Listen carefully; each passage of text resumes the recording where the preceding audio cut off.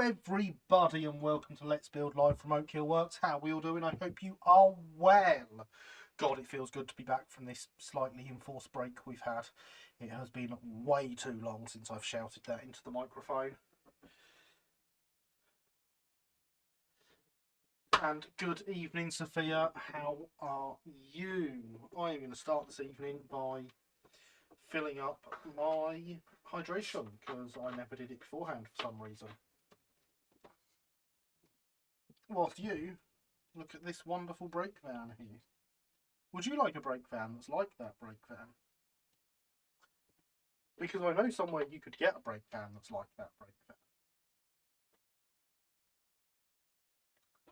There's many ways to get a link in my chat. Exclamation mark brake van will do it. Take you to somewhere very nice that'll get you a very nice brake van. And I hear they're very limited and there's not many left. In fact, brake vans will get you there as well. It works plurally as well as singularly.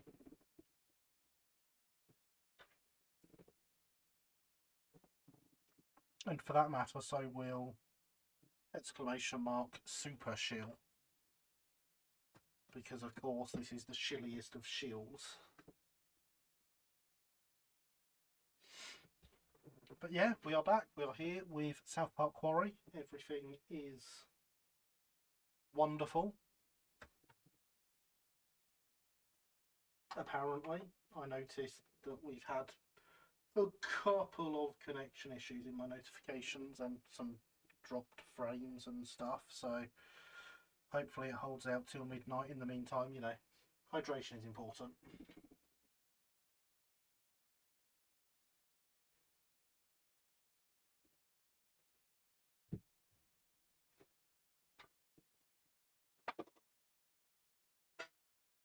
So yeah, it's time to do some scenic work on the layout, and for that I have a big box full of scenic stuff. Like trees.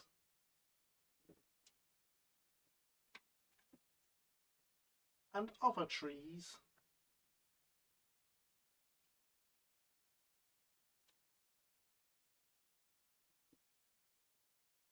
And trees that we can probably break down into bramble and stuff.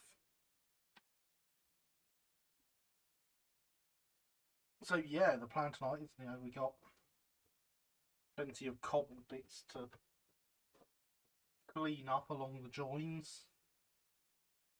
We're going to get some trees in, get some bits of bush in. And you're all going to buy brake vans. Buy a brake van. But yes, how is everyone tonight? I do hope you are well.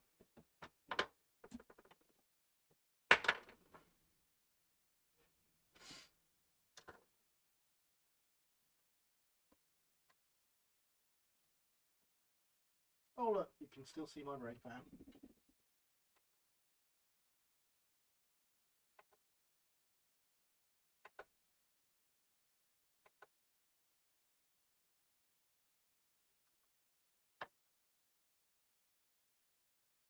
My laptop, on the other hand, wants to keep making chat disappear and reappear. It's very helpful. Because it flashes up. And it's like, oh, does that mean someone said something? No, it's just the laptop being dumb again.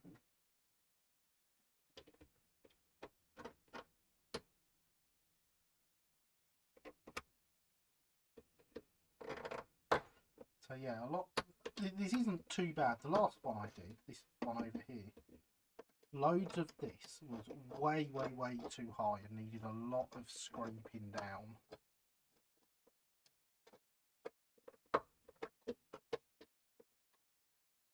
And good evening, Lee. How are you? I hope you are enjoying your holiday.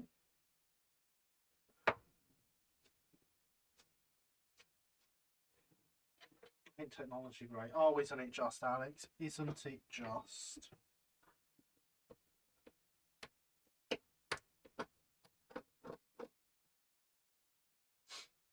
Streamlabs tells me I've been live for 5 minutes and 21 seconds, which is amazing because I'm sure I recall us having a 30-minute pre-stream chat.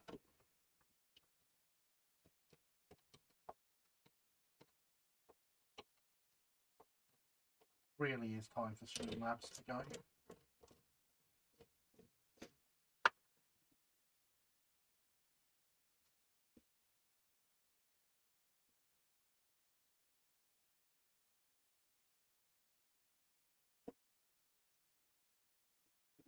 Good thanks, it's going great. Excellent, glad to hear it.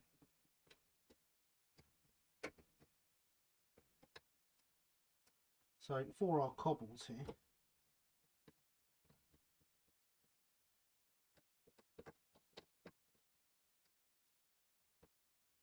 we want to be getting lots of the filler out.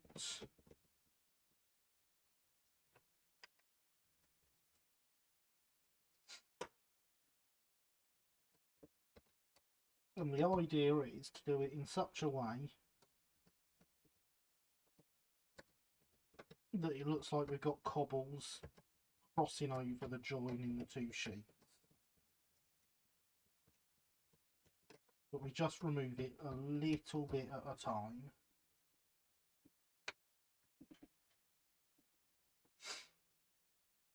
Home on Thursday, then Eastbourne possibly Saturday. Well, hey, I approve of visiting Eastbourne.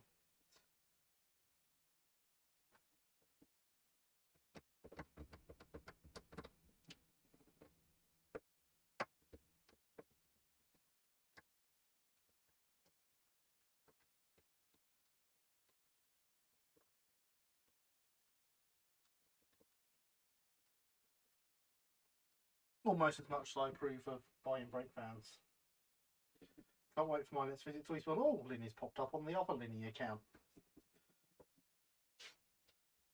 I too am looking forward to your next visit to Eastbourne, Linny.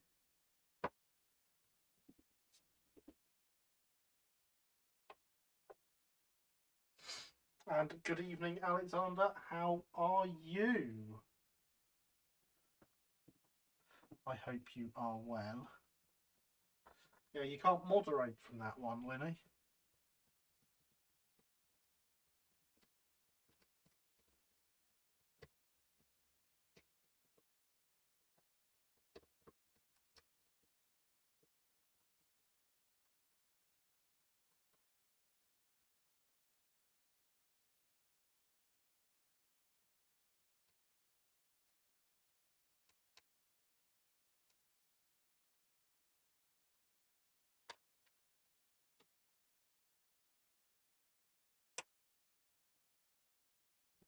It's a tedious job, this, but hopefully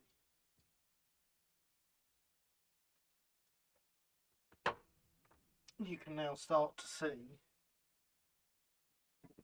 in here that it's starting to take the shape of cobbles. And whilst I can tell you the line is there, you can probably tell the line is there.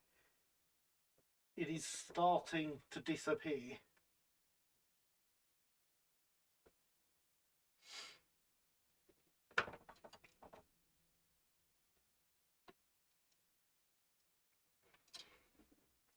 Pevensey exhibition on Saturday. It is indeed, and I doubt I'm going to be able to get along. I'm hoping I can find time to get along to it, but with working at the shop and the kids, I'm not sure I will.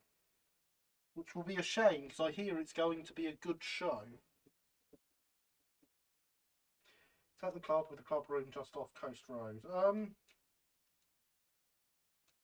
going to say yes. They are holding their show in Eastbourne this year at the Church Hall on Eldon Road for anyone that is local.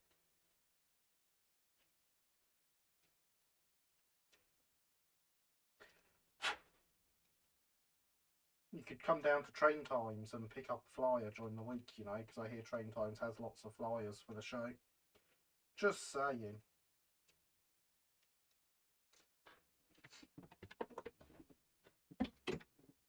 And there goes my knife. I might go after work. I reckon it'll be worth it. Make sure to take lots of pictures if you do.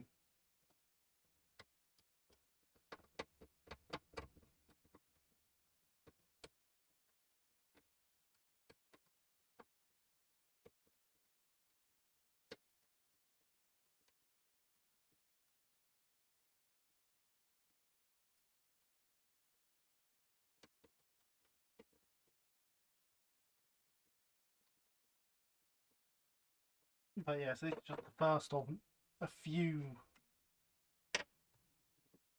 layers of doing this. Have to visit the shop, of course. Of course, it would be wrong to come to Eastbourne and not visit the shop. I'll try not to tempt you into spending too much money just after you're back from your holiday. I don't promise anything, though.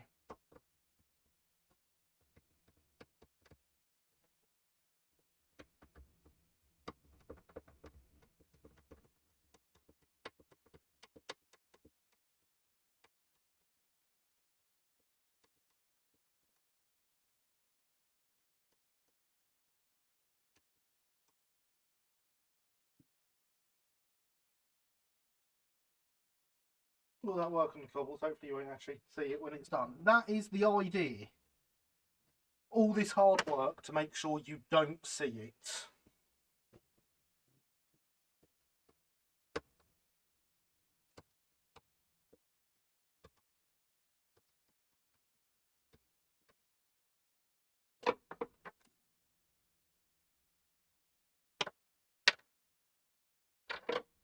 I always tend to give it a bit of this with the glass fibre brush as well. The fact it blackens it I don't really care about, obviously, because it will be painted. But it does tend to just round off all the edges of everything slightly, giving it a more natural look. Still got that Flying Scotsman? I think so. I think I still have that Flying Scotsman for you. It also highlights any areas where there just isn't quite enough gap, or a bit more needs removing.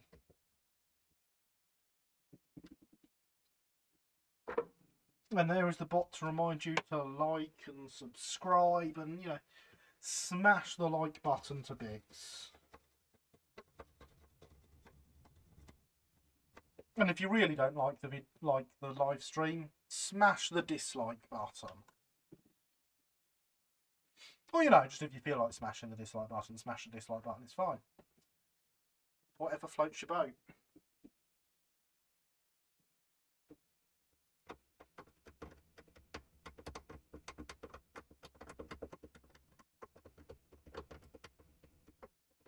I am down for those dislikes.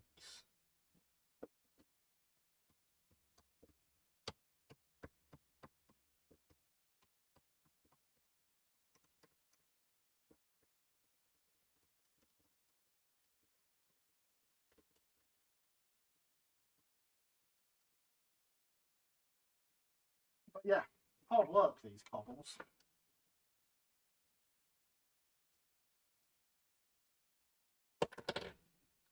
But as long as you can't see them afterwards, it'll all be worth it. If I move over to the finished one, genuinely quite hard to see where the join is. So hopefully it is worth it and it is working.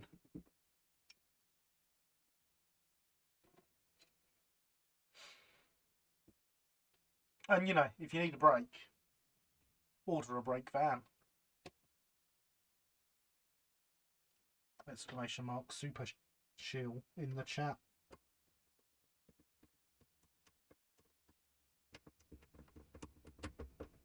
Because, you know, we've not had this on the live stream before, but my shop has commissioned an exclusive version of the Rapido SECR brake van.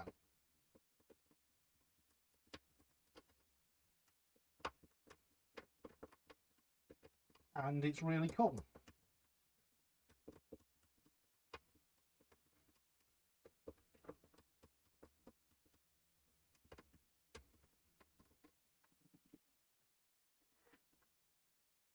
It's that lovely brake van, one of Lily's. It is not. That is a D&S brake van. Brass and white metal.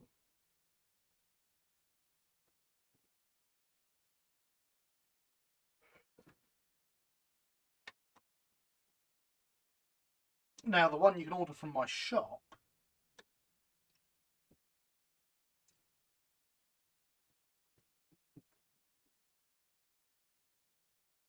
coming from those wonderful people at Rapido,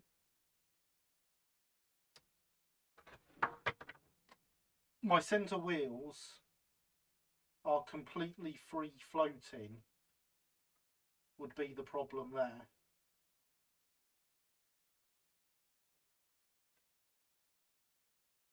So generally they're fine,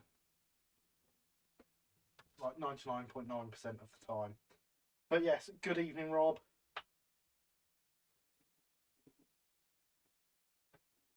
And good evening, Elias. There we go. No, what? Words are coming out my mouth, no matter how much they don't want to.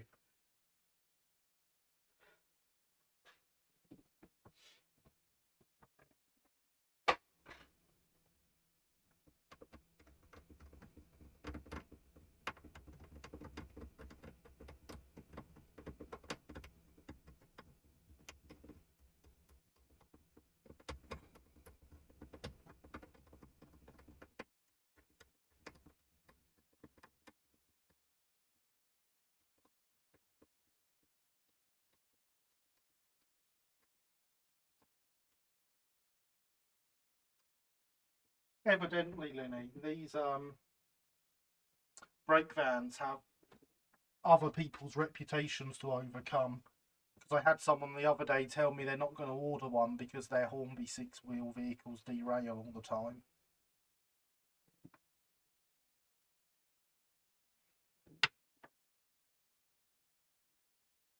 Yeah, how good you are, good dude. I am, thank you, Rob. And yourself? Hydration is important, everyone.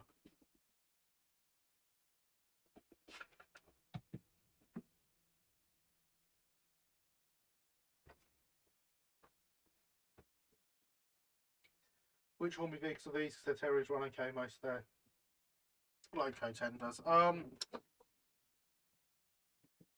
They specified six-wheel wagons. I initially thought they were on about Daypole ones, but then they said no, Hornby ones.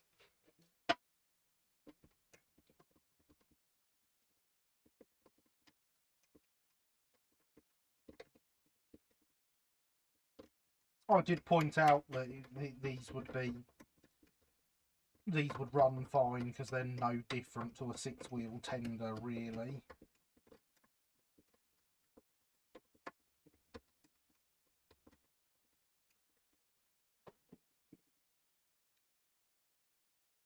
All good, thanks, sir. Excellent. Six-wheel LMS milk vans are ancient and have a really dodgy attempt at claiming it's an underframe. I assume that's probably what it is then.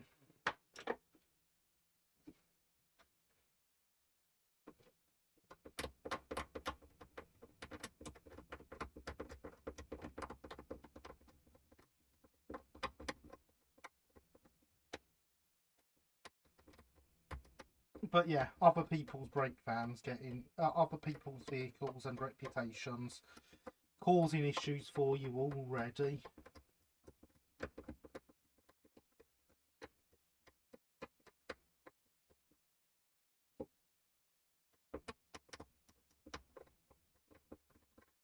The new promotional stuff you guys sent out the other day, though, has been fantastic. Generated a lot of chatter in the shop with the customers. So, well done on that. Definitely something you should keep up. You've got a couple of Daypole six-wheel tankers run as well as everything else. So, my Daypole ones run terribly.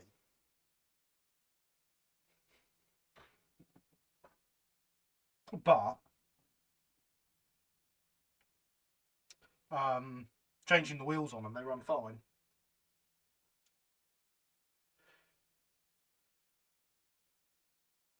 Worst case, one could always take some Hornby plastic wagon wheels, sand off flange a little bit of tyre on the one side, and then replace middle wheels so they even touch the rail. Well, they could if they really want to.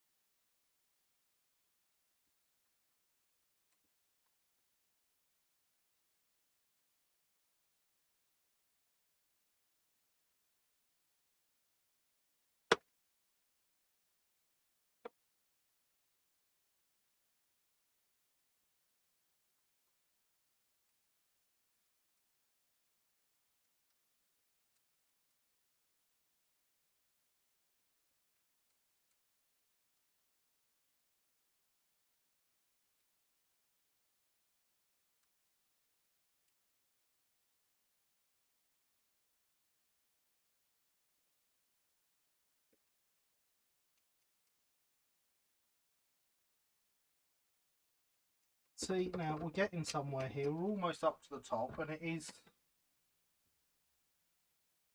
There's no obvious place where the join in the boards is. I think I can see it.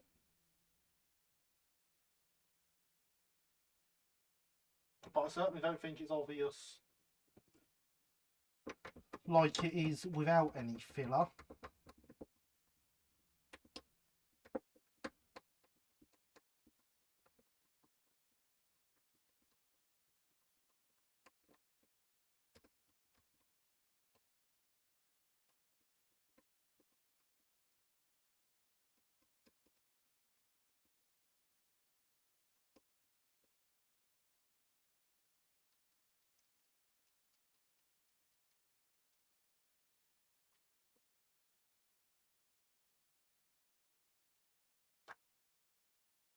And good evening, Paderborn. How are you? I hope you are well.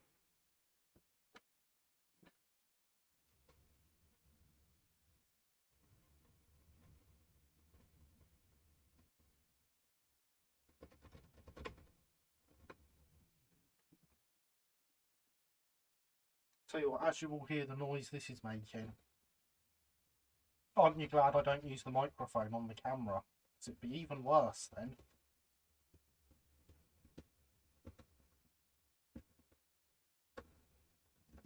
Right up this close to it. Especially when I punch the camera like that.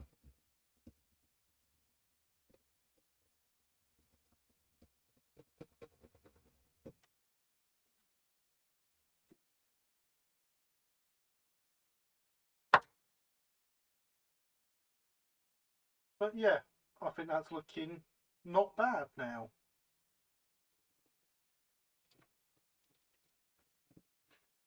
Not bad, thanks. Hope you are well too. I am indeed.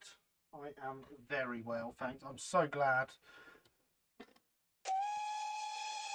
that the live stream hasn't just died on us this week. And thank you for the subscription, Buckingham Place. Much appreciated. So something else I want to do. Add in something that look a bit like brambles, because there's plenty of brambles on the back scene. So in places where there aren't going to be trees.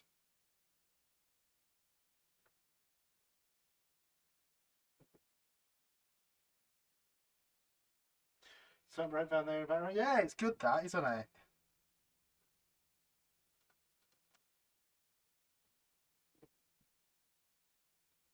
Just some little bits like that along behind where we put the bluebells.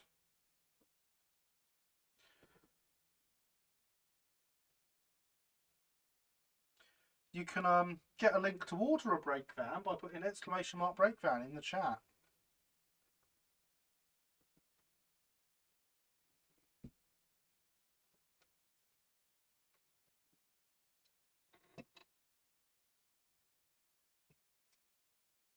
See, and just like that, we start to build up some little bits of foliage.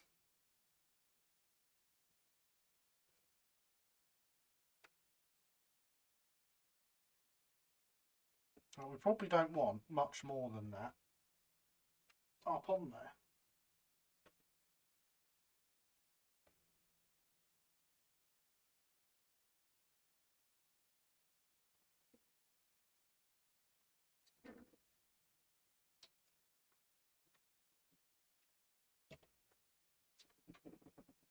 But that just adds a little something of interest to the back scene there.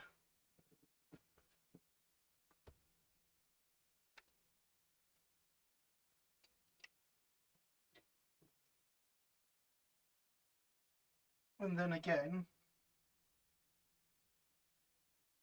we've got this section here. It's not worth adding that bit, is it?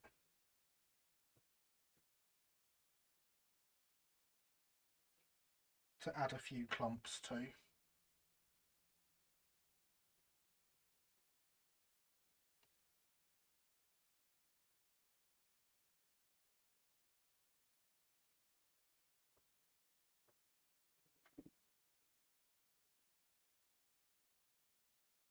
And it just adds that whole little bit extra life to the layout. And also to my t-shirt, because there is now foliage everywhere.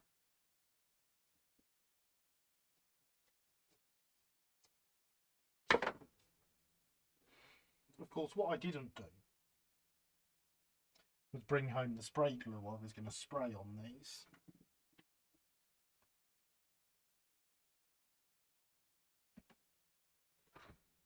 Which was, as some might say, quite silly.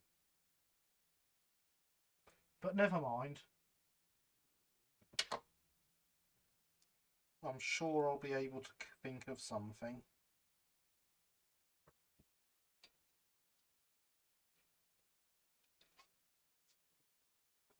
And good evening, Donegal Dad. How are you? I hope you are well.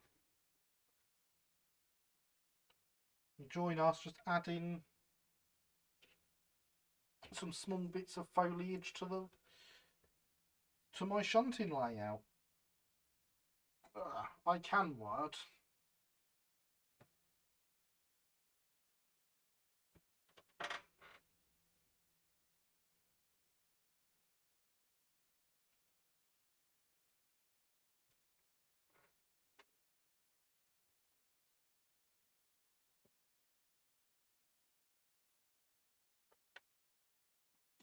And of course we've got some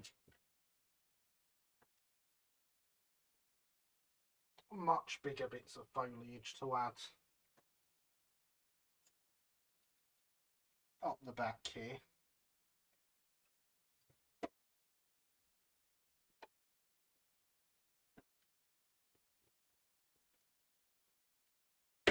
There we go. I was going to say, I found before that this did not like getting pierced through.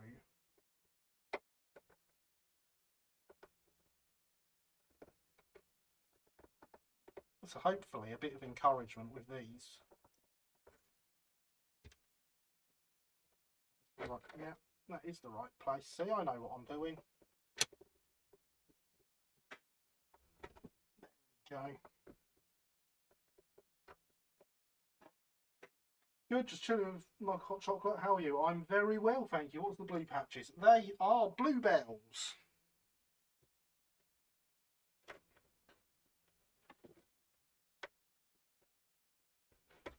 Because we are in springtime in the southeast, where there are bluebells everywhere.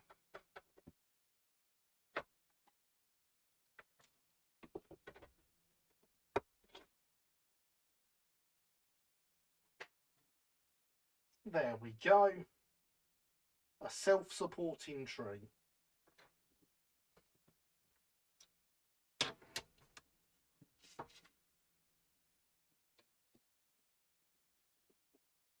And the layout is starting to look rather good, I do think.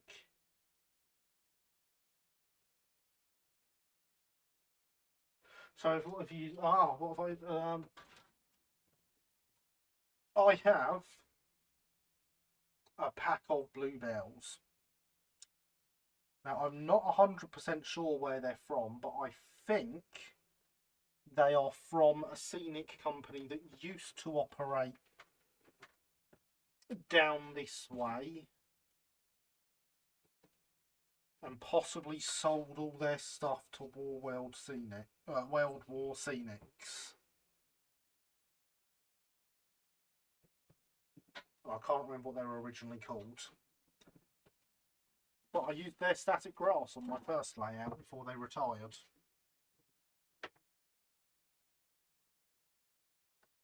Speaking of bluebells, then I'm going to bluebells fishing this weekend. I did not get time to, unfortunately. However, I will be going to the Bluebell at the end of the month for the Terrier weekend. So, you know, if anyone wants to meet up, let me know. I will be there on the Sunday. However, How are we all digitally doing this fine Sunday evening? Good evening, Thomas. I am very well, thank you. How are you? You will hear that I am my usual unable to speak self. Because, you know, English fails me once again. I'd love to meet up. Well, good, excellent idea, Lindy. We'll have to make a plan.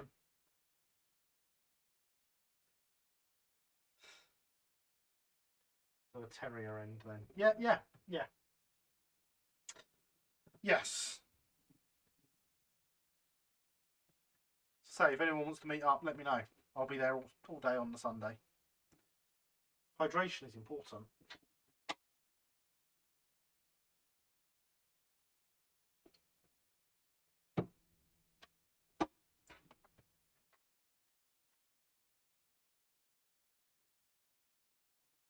What I need is some PVA and some water.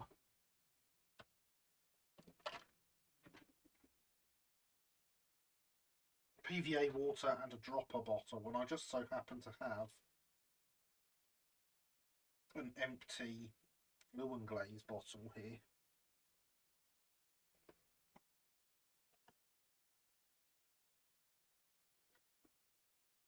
Don't have any water.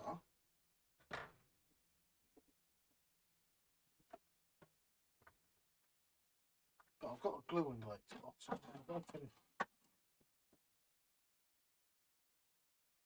get some of the residue of the glue and glaze out because it's currently blocking the top of the bottle.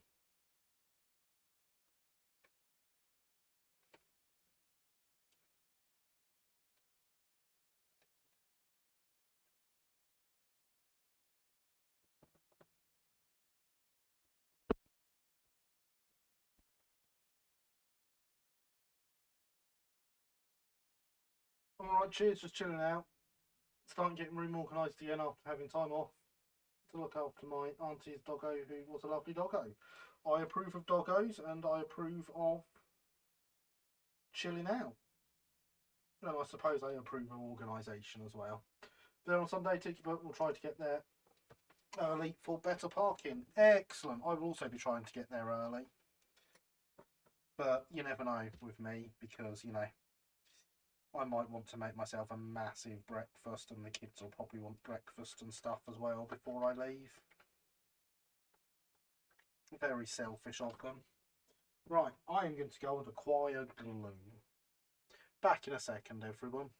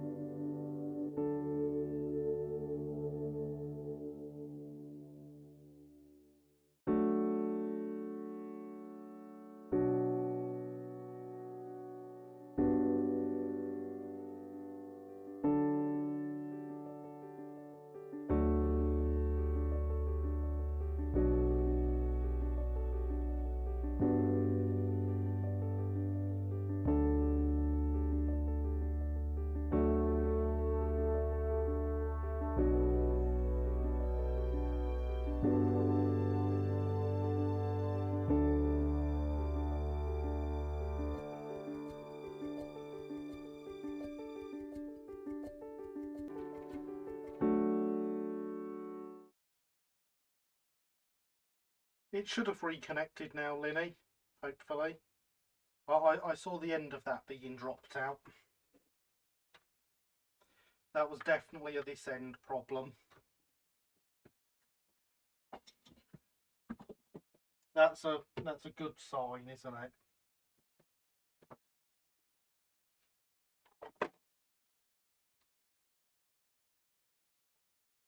I came in and was like, oh no.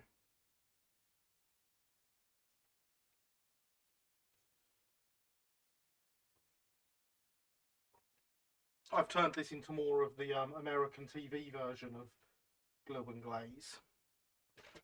Because we can't possibly have the name showing, can we?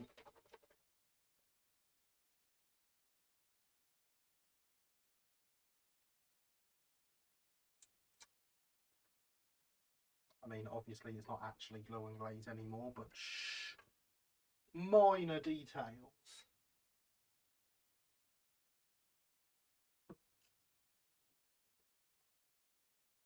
I was mixing glue, Thomas, so that I could do this with it.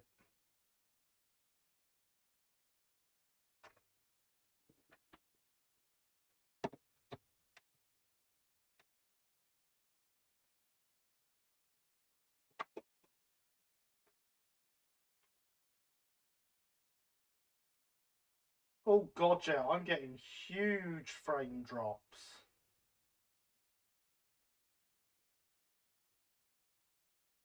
We have dropped 17% of the frames since it reconnected.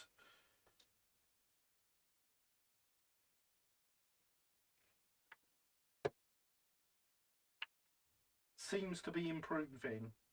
How is the quality for everyone?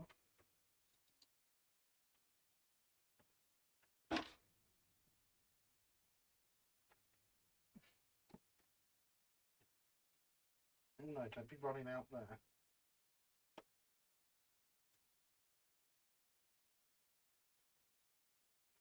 See, smooth enough for me.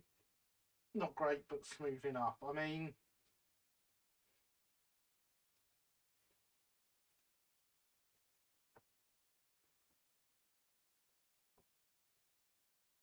I'd like better than smooth enough, but it's a start, I suppose.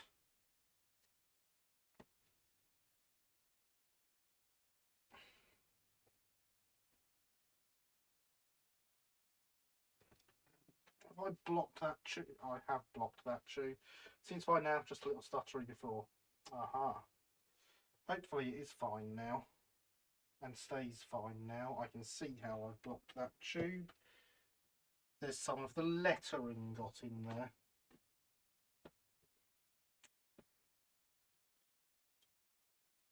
There's my piece of brass.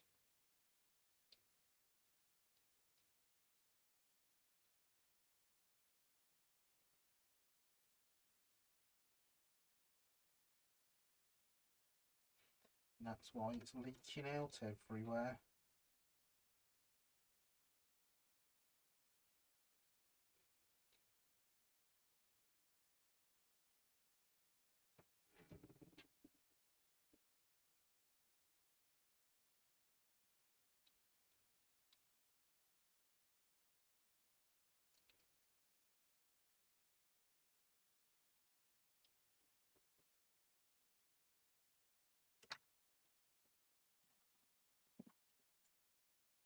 I will be right back with you as soon as I've got this blockage cleared out.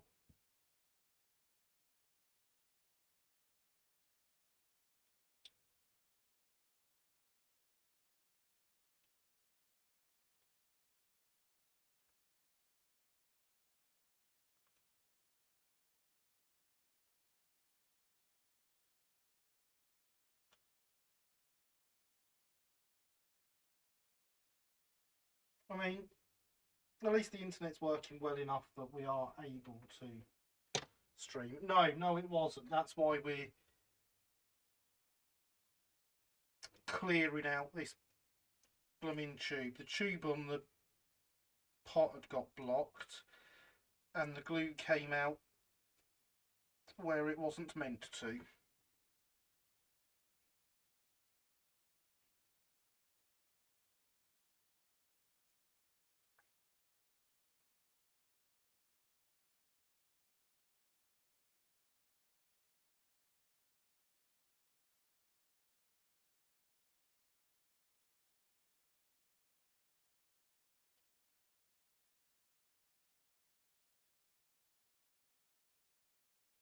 The good news is we don't have to use that point for actually shunting, so it is one of the ones I can fix and continue using the layout in the meantime.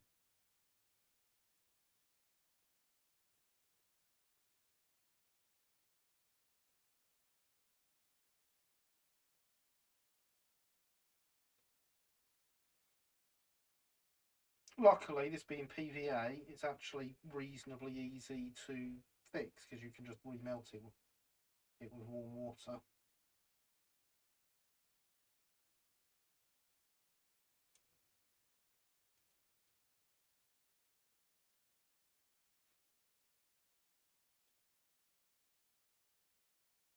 But basically what's happened is when I was mixing it up, obviously all the artwork from the outside of the bottle, as you can see, has come off.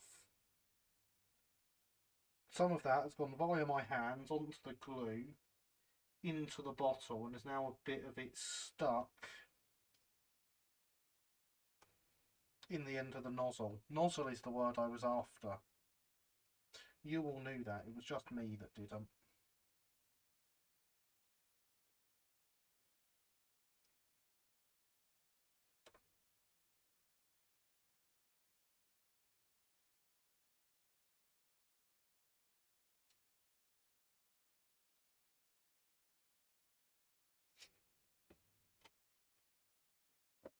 And I do believe I've now got it.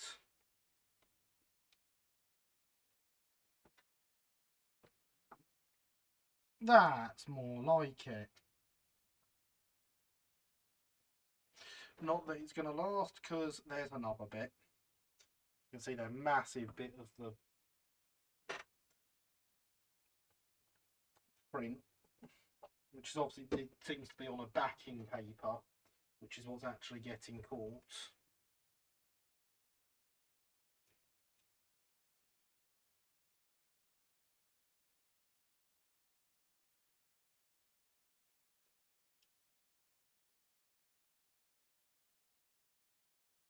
Remember everyone, when you plan on using some Woodland Scenic spray glue, don't forget your Woodland Scenic spray glue.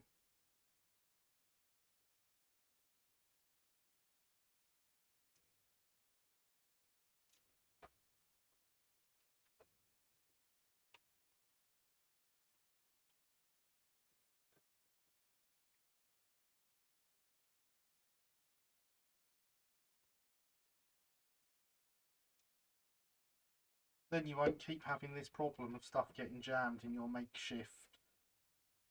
I've got a container, I can use a container.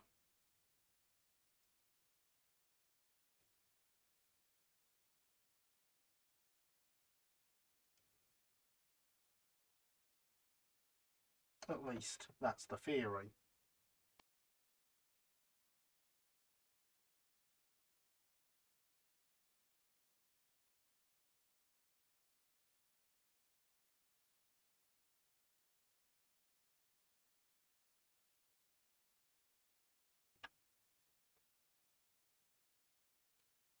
Now, whether that theory is any good or not is another matter.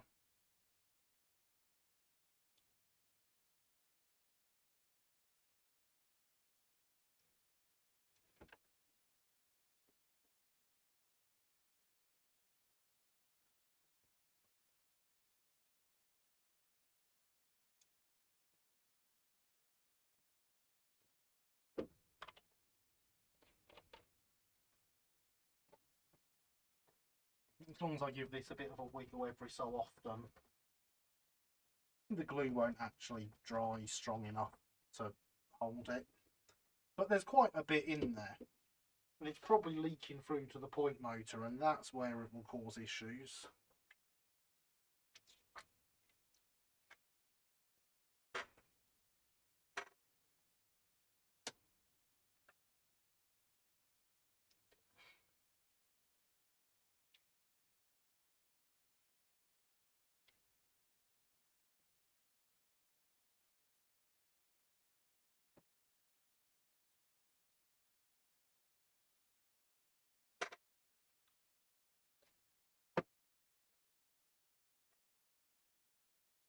Exactly, Paddleborn.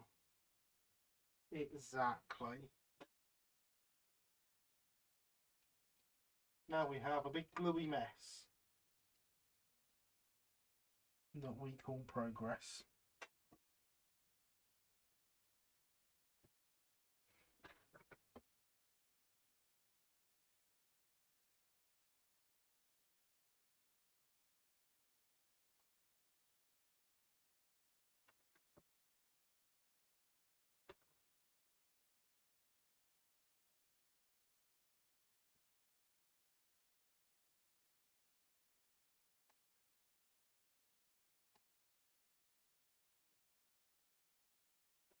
But yeah, we've already had 1-point motor on this layout replaced because I got glue in it and it messed with the mechanism. It's not the end of the world if another one has to be done. Annoying, but not the end of the world. You'll all make me feel better if you buy a brake van. Then I really won't mind.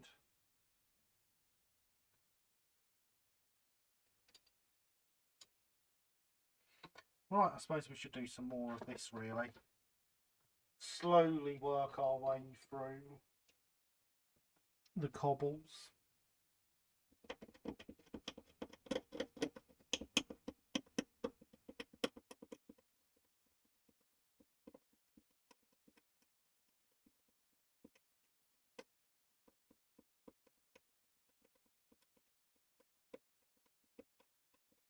This line here might actually need some more filler by the time I'm done. Because even before I've started chopping away, it's quite obvious where the join in the sheets is.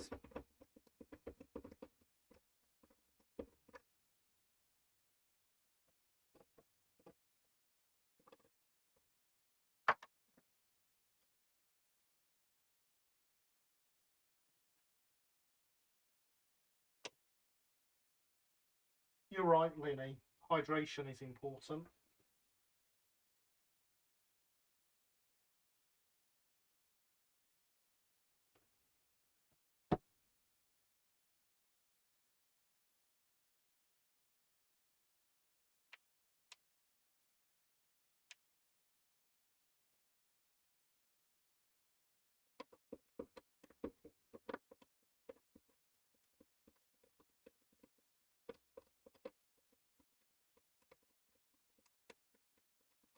And that's the end of that hydration vessel. We must make sure we refill it.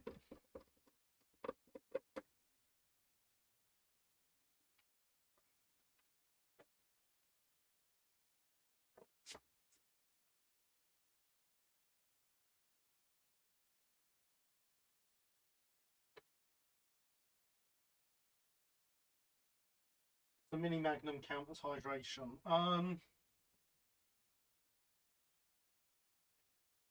It would if you dipped it in beer.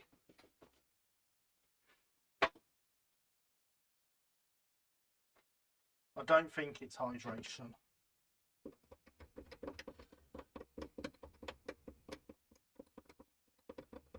Other liquids are available.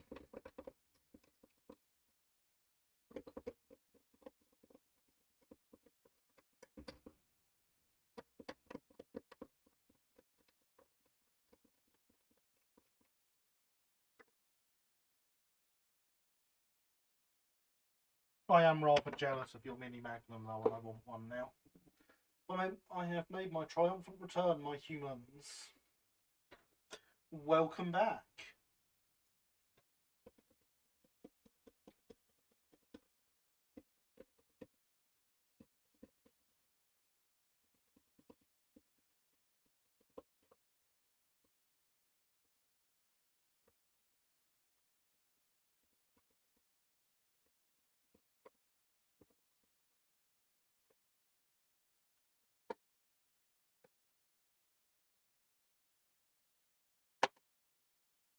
I think the line is less obvious now that we've worked down a bit, actually.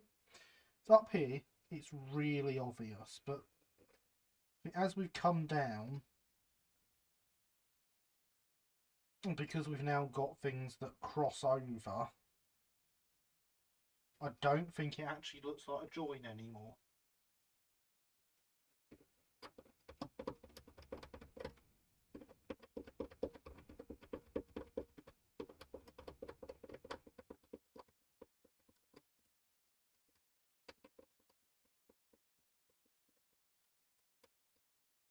Because of course that's the trick, is you're introducing some new cobbles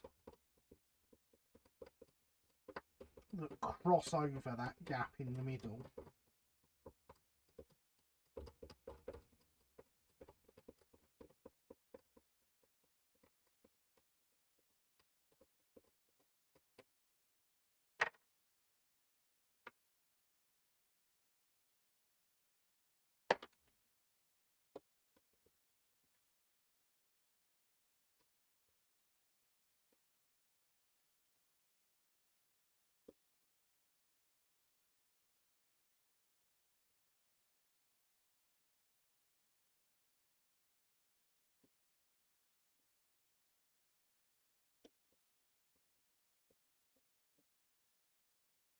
Yeah.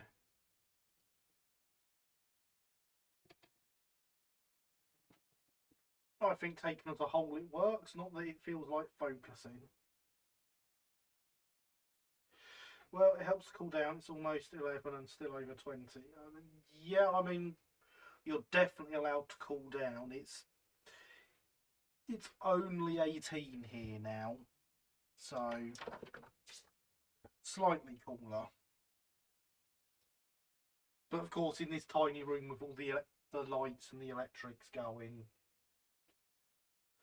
that 18 outside is significantly more in here.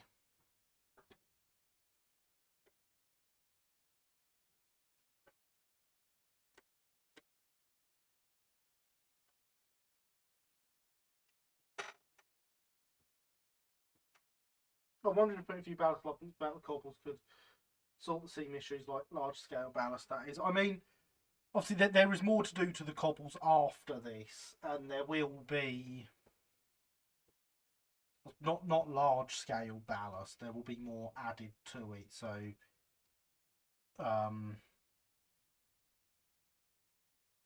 things like sandstone dust and such forth, which will also help. But as I say, if you look at the ones we've done, it's not particularly easy to pinpoint where the line is, and I think once they're painted and weathered and such forth, they'll be fine.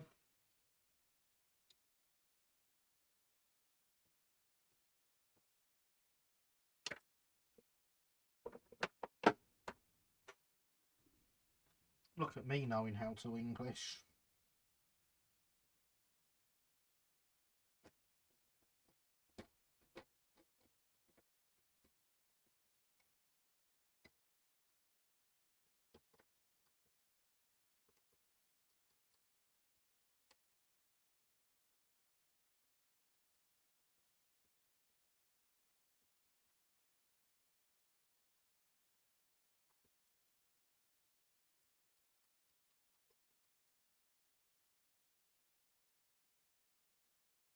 This will be the real test if the corner looks good, where we're joining 3 sheets. And yes, I did for a second there forget the word 3. I knew the number I wanted, I could picture it in my head. Not remember what the word to call that number was.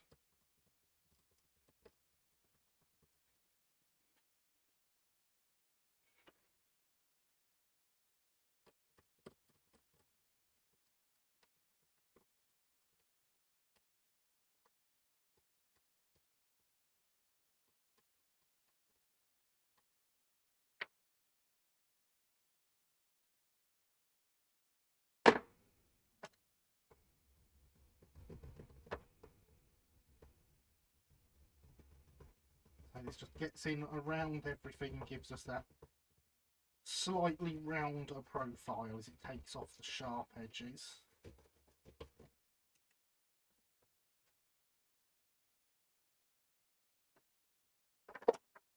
Thinking large scale ballast might be easy to blend in. So after you've cut the sheet, you can cut out any half stones and place in the gaps. The odd piece of ballast, fill it in. Just a theory I'll test when I get around to starting as for the industries. I mean, it's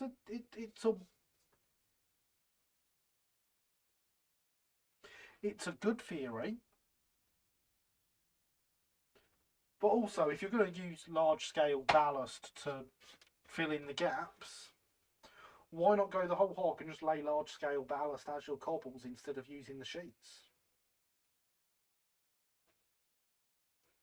That's always a possibility.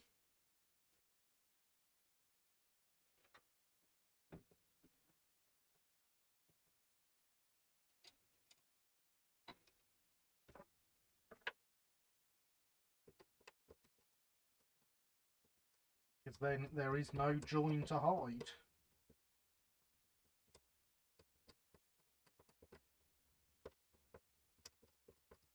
I'm starting to wish I'd thought of that and tried it rather than doing this now, actually.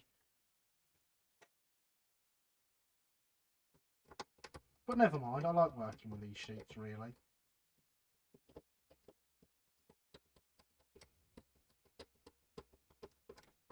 He says, as his hands slowly become more and more embossed with cobbles.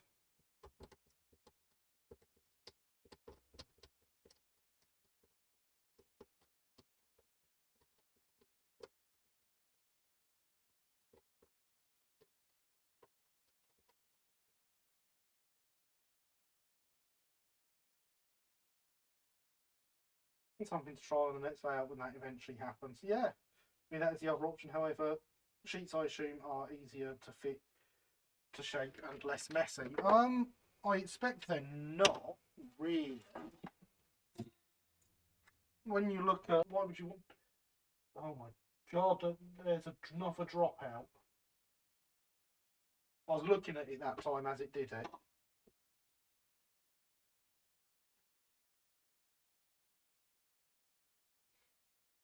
Stupid blooming internet.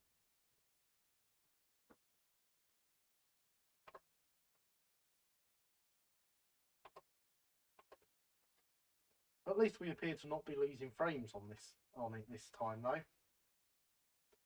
Oh no, it dropped out for like half a second. It wasn't long at all, but it did drop out. Might not even have been half a second. So it wasn't just me seeing the drop out, and someone else used your. No one's used it at all the whole time I've been streaming, Thomas. No one at all. So it's not that.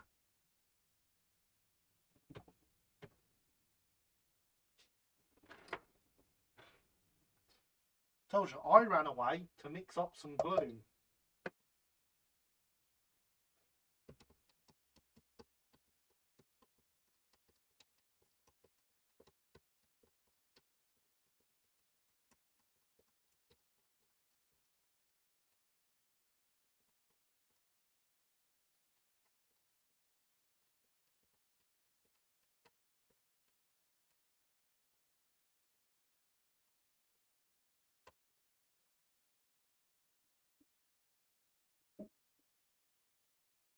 But yeah, I don't see why you would want to make the ballast look like sheets.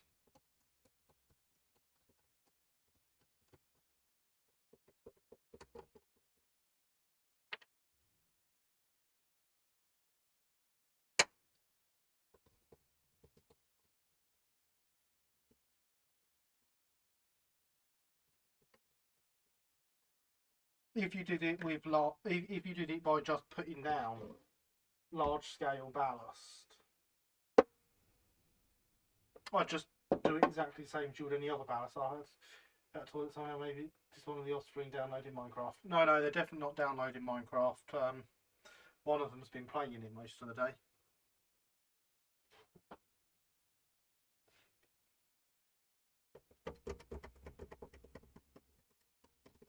but they're both in bed now. And the only thing I'd heard about a toilet was you saying about it earlier. By cheeks, I mean, like it's one whole thing with natural filling rather than just seeing ballast. I mean, by the time you've painted, I think you just paint it to paint and weather there. Get half sentences out and it's bugging me because my brain's moving on and being like, right, let's start the next thing now. So you paint and weather, and I think that would give you enough of an effect. I'm not sure you'd need to do anything else to it.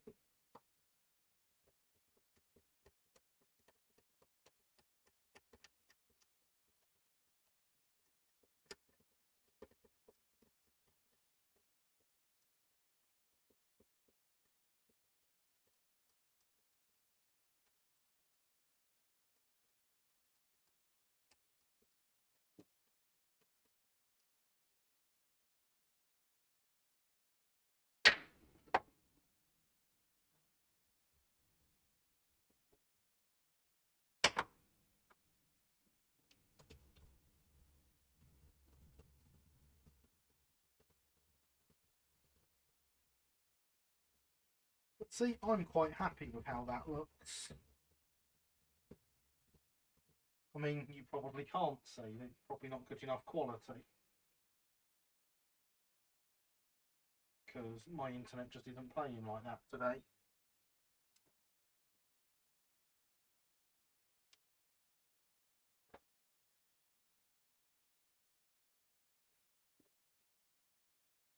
Hydration is important.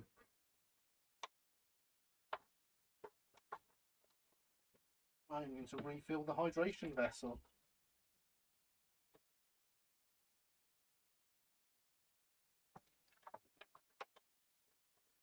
No, actually, see, this is why I wish I hadn't discovered lighting bingo. I miss these discussions where I can have an idea and discover it's actually good.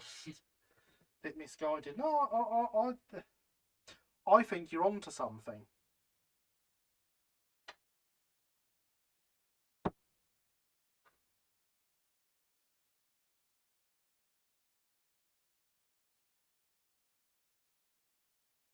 Yeah, I think you're onto something, Thomas. And I think it's an idea worth trying out.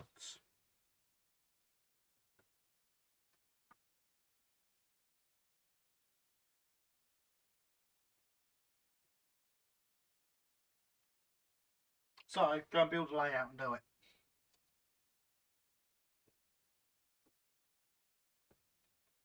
That's an order.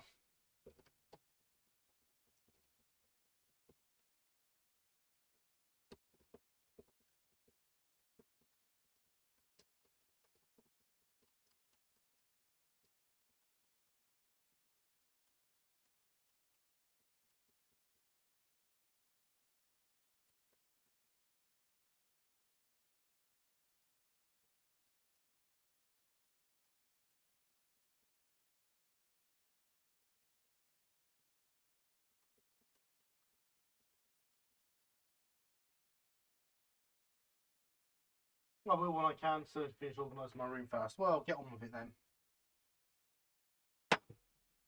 Make it happen.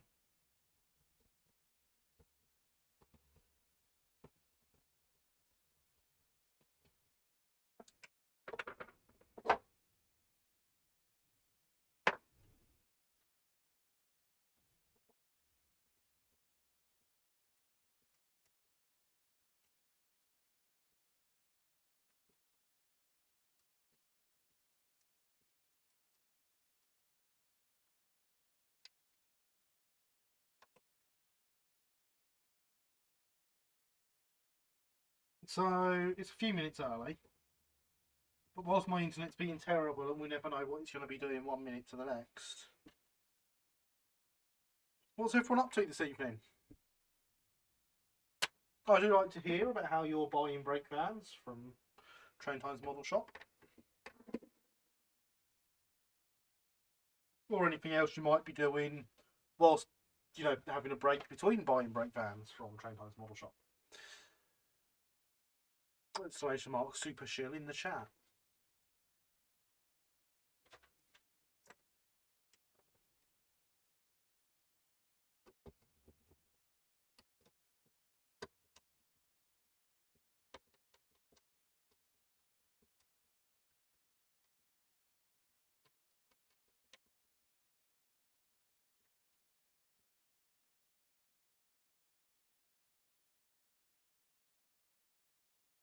Not today, I'll try and get as much done in the morning. Kind of use up my energy quota for today.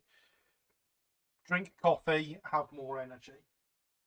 Still playing and loving Bioshock 2. Excellent. Making my own point motors. Oh, now that is very interesting. I like this idea of making own point motors. Currently playing Tropico 5. Why? So it was well worth your money buying that yesterday then.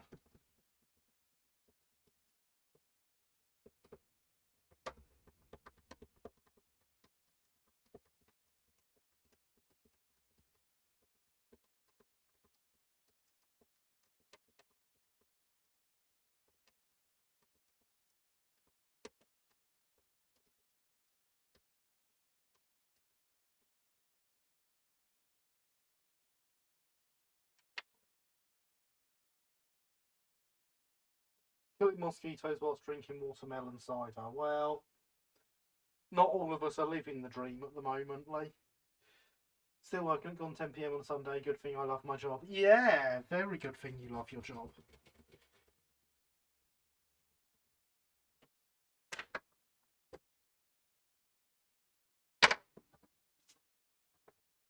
Speaking of, Linny, if you're free at points tomorrow, I'd like to discuss plans with you further for my idea we discussed on Friday night. Not much, just getting stuff ready to go. Hopefully on Saturday to volunteer there. Oh, excellent. That sounds good fun.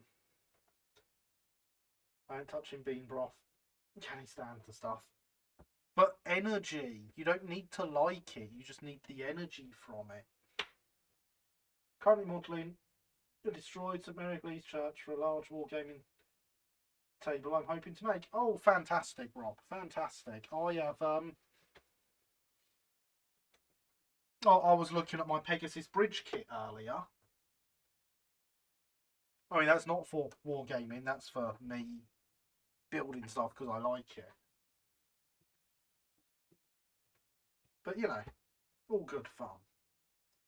Just fetched a beer from the cellar and I'm sat on the patio enjoying the cool breeze. Excellent. That sounds like a fantastic way to spend an evening.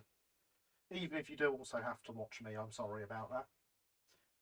Taking a break from modelling and working on finishing the new DLC for Monster Hunter. New DLC for Monster Hunter Rise. Well, hey.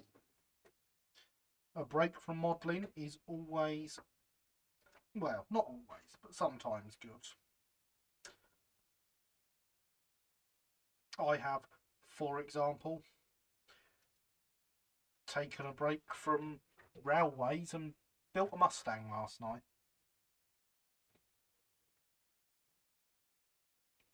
North American P51 Mustang. Mark 1. As delivered to 26th Squadron Royal Air Force, January 1942. The first Mustangs the RAF had.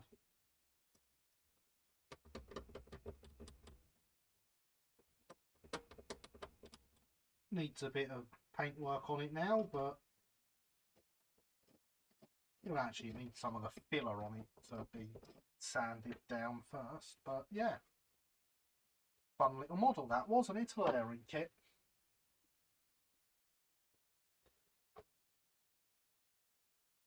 Wait, something featuring the eyes, MDF kit. Yeah, MDF. Yeah, Italy 1/72 scale. Or it is 1/72. Or 1/76. Well, whatever one the aircraft scale is that isn't 00.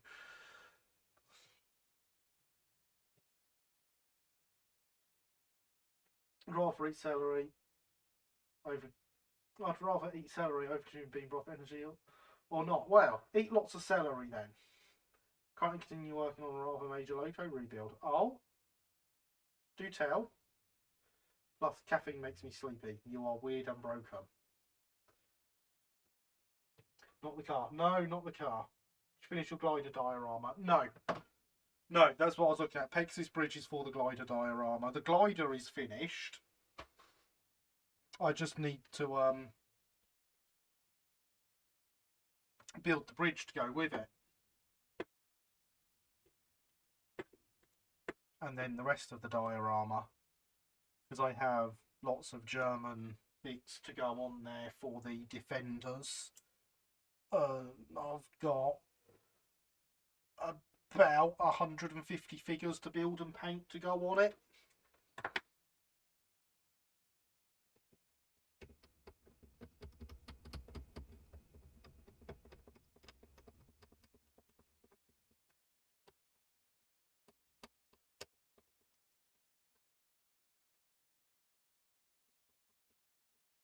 So yeah,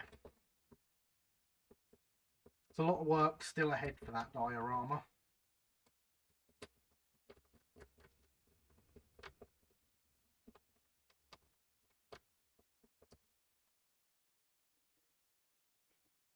Would you rather me function properly and be normal, Gary, or would you rather some fun puns? I mean, why not both?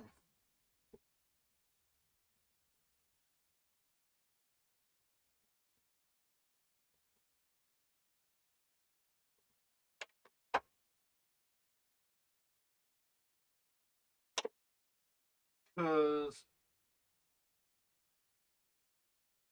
normal, functioning human and fun puns sounds great. I know which way I lean. Broken and weird is fun. I'm in the process of converting B12 into a GCR Robinson Class 1, so San Fe. The wheels are near enough, perfect size. So if I get a decent LNER logo, that's Great Central. Wow. Interesting. I would love to see some results of that when it's done.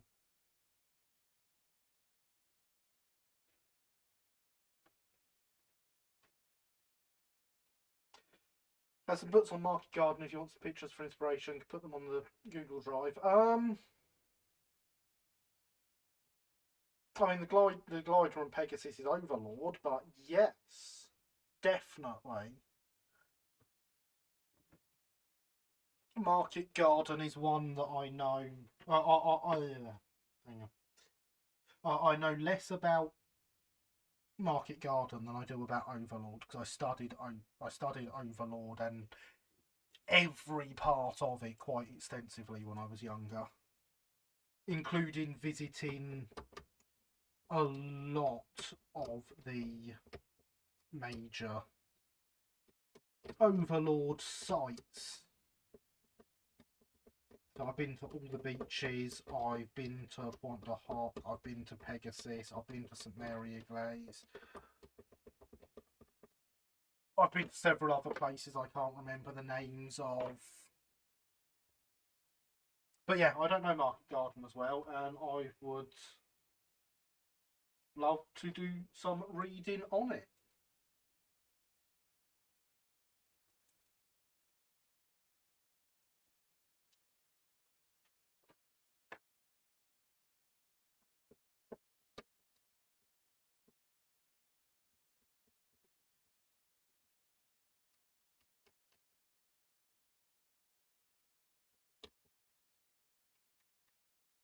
So yeah, please do put those books on there when it is convenient for you.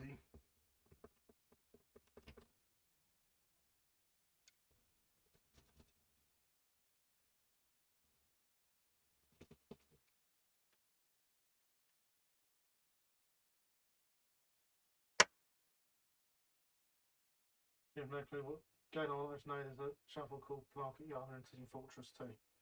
Operation Market Garden is an operation that was aimed to end the war in 1944, going into the Low Countries and Denmark and stuff, as made famous in the film A Bridge Too Far at Nijmegen Bridge.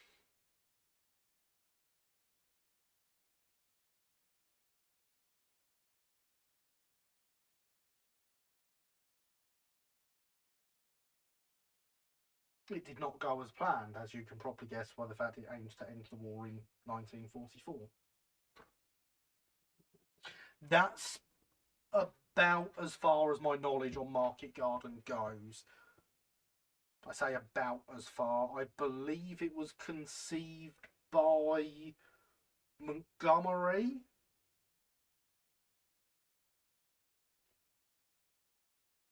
I could be wrong, but I believe it was a plan that Montgomery conceived. It, you know, it got the approval over something else.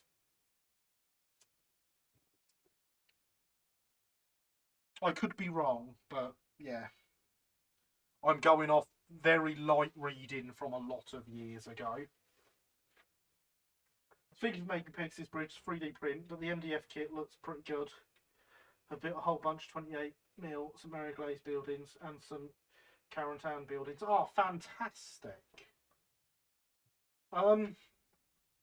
Any of your wargaming stuff go online anywhere, Rob? Because I'd love to see. Cracking film, Bridge Too Far. Yeah. Yeah, it's been a long time since I've watched it, as you can probably tell, but yeah. Having to seriously hold back around about young people not knowing anything. I mean, you're not wrong, Alex. You're not wrong. It was Monty Plan, you are right. Way! I remember correctly. Market Garden is one of those events from the war where way too many myths still exist about it. Well, I'd love to be better educated in it, Alex.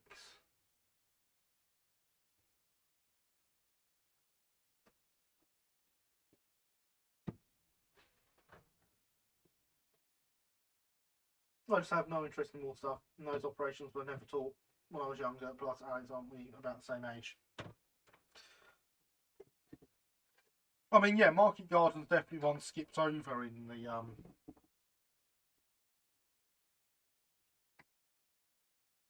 curriculum at schools. Overlord should have been in there though. That's D-Day. A bit on the terrain and bolt action Facebook groups, but can post some stuff on Discord. I would love to see that, Rob. I would absolutely love to see it.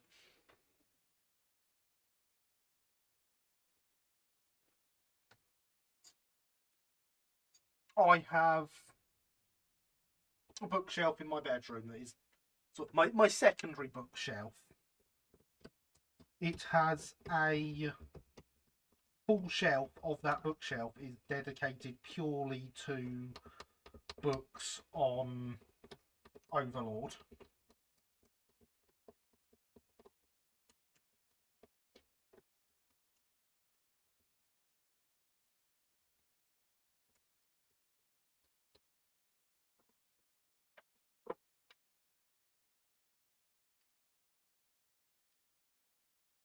There's another shelf with other General War books. There's a shelf dedicated to the Air Force as well.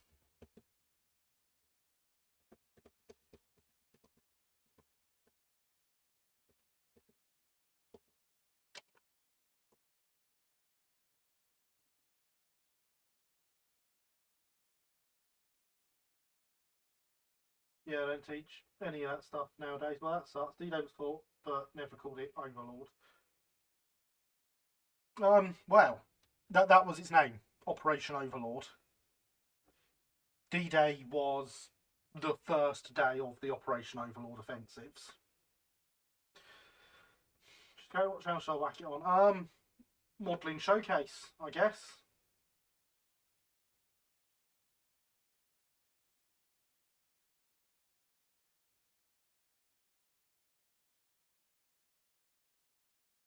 Very little recollection of it though, lack of interest and all that. Ah, see? Missing out on very interesting and historically important information. Therein lies the problem. Overlord prefers D-Day on 6th June. D-Day is general term referring to the first day of any military operation. It is indeed. And no one knows where the term D-Day comes from, other than the fact that D means day.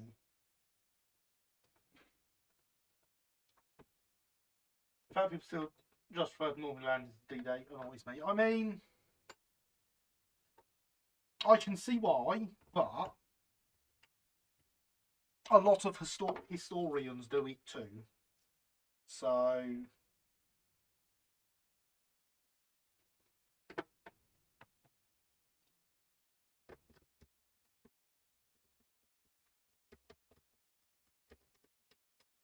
blame them.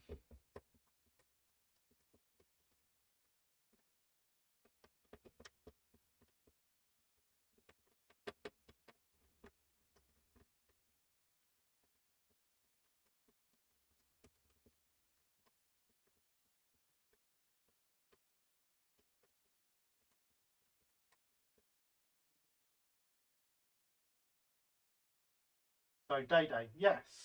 I know that annoys me. Similar to HL, probably. Yeah, I assume it is. Your operation launches at hour on Day-Day.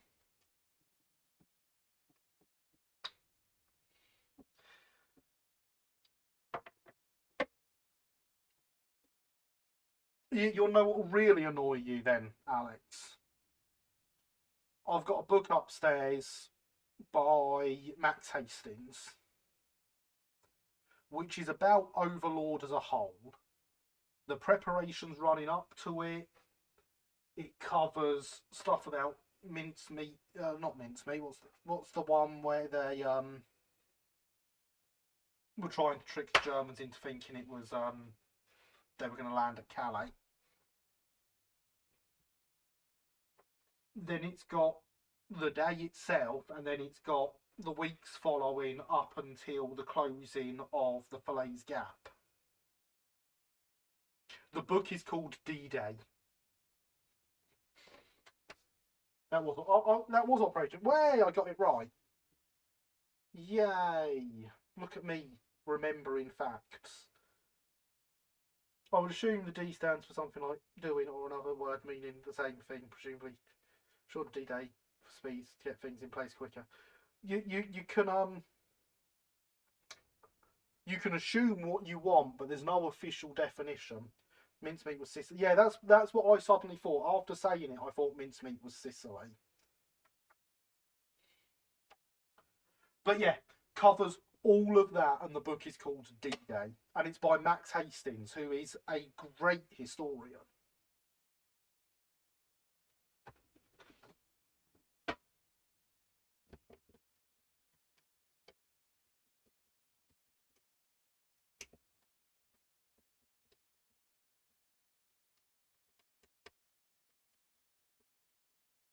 But yeah, I'll leave you to enjoy that fact, Alex.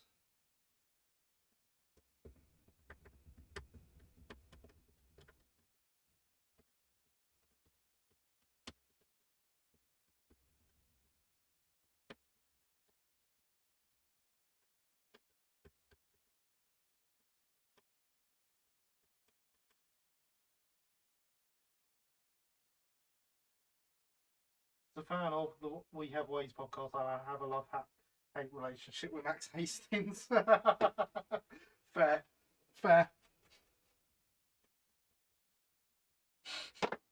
Completely understandable.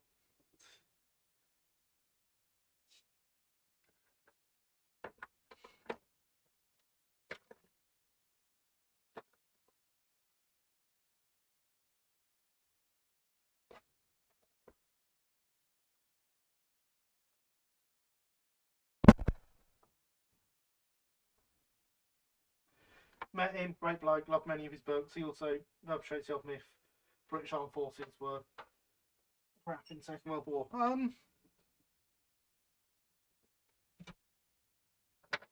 Fair enough. I've never got that from his work, but I'll take your word on it.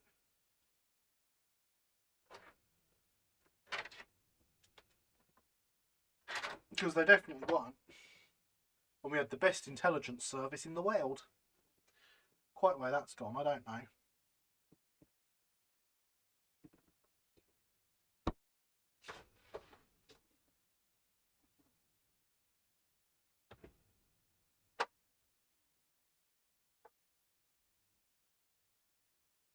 think it was an article he wrote once. I have never seen that. That is interesting to know. I like the two potential options for the official D-Day termination designated day decision date. Yeah, but there isn't an official that we know of, and it is most likely genuinely D-Day. Because remember, if you define D-Day, you also have to define H-hour to go with it. Alex, do you watch the Mark Felton channel? I do, paddleboard. Not religiously in everything he makes, but I do watch Mark Felton.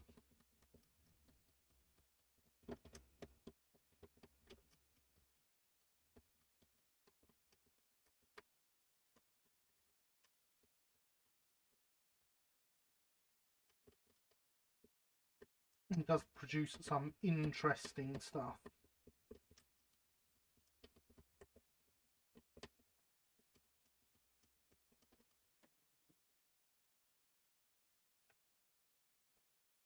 The other two on the PDF I found really don't make any sense unless it's a very specific case. Well, that's because it's all speculation, Thomas. There's no official, this is what it stands for.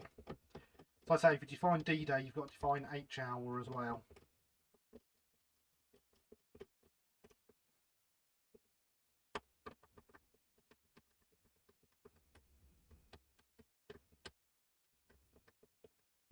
So unless you're prepared to do that,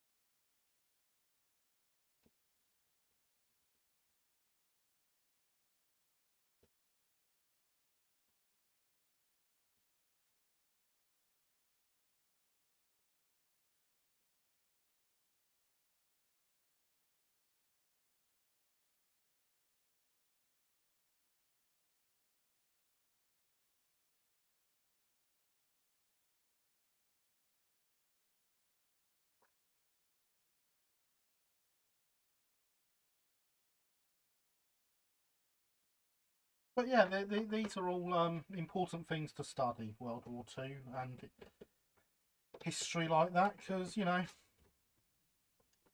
sometimes far-right governments just need removing from power by any means necessary.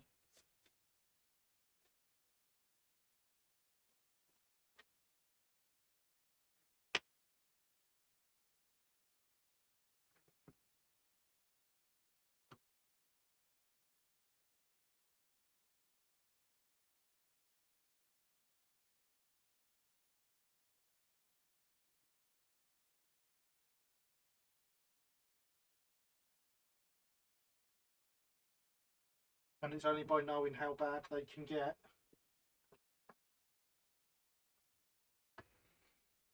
that we know not to put them there in the first place. You know, those who don't learn from history are bound to repeat it and all that jazz. D-Day most likely stands for day simply because of how and why it was used. It was used to keep track of the operation D-Day, D+1, D+2, so day plus one, day plus, etc. Yes, I agree. So was H-hour used like D-Day in the sense that it was the hour they did the thing? Yes, H-hour is the hour at which you start the event, start whatever you are doing on D-Day.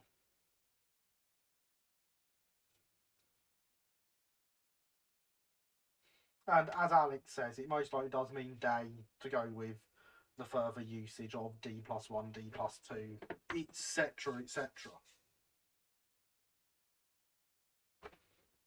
Second World War is one, if not the most important event in history, and sacrifice of... The Second World War is one of, if not the most important event in history, and the sacrifice of millions allows people the freedom to not know anything about it. Yeah. Yeah. You're not wrong, Alex. Oh, the irony.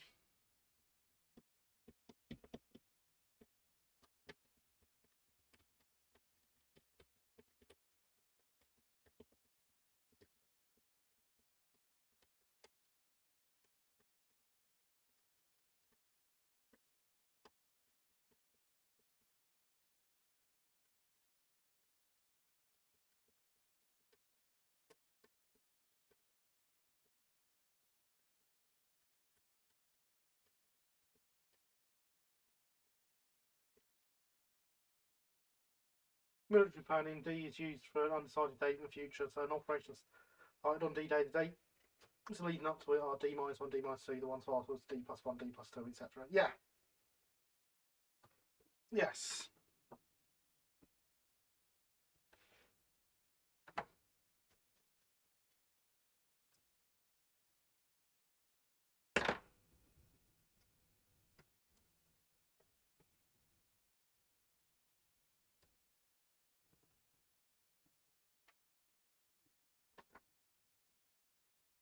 Apologies, heads up, just found Hell at the Modelling Showcase on Discord.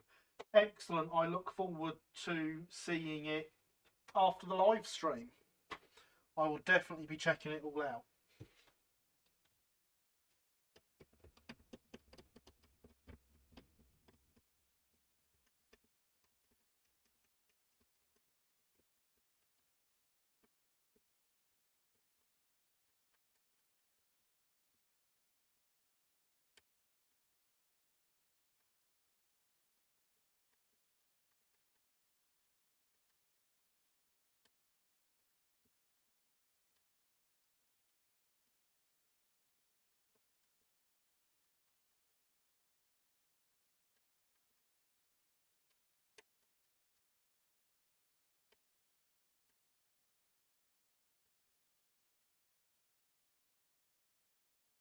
Very always good to get feedback. Yeah, I really look forward to seeing it. See how much it reminds me of being there.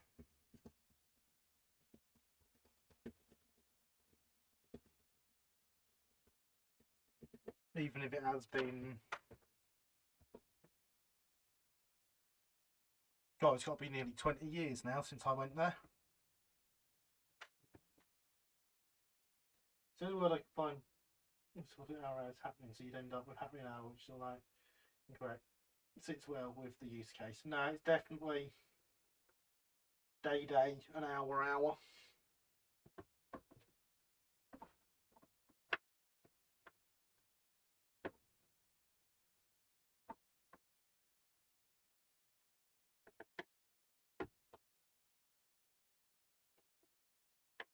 I think one of my Overlord books even covers it all as the history of the usage of the terms D-Day and H-hour.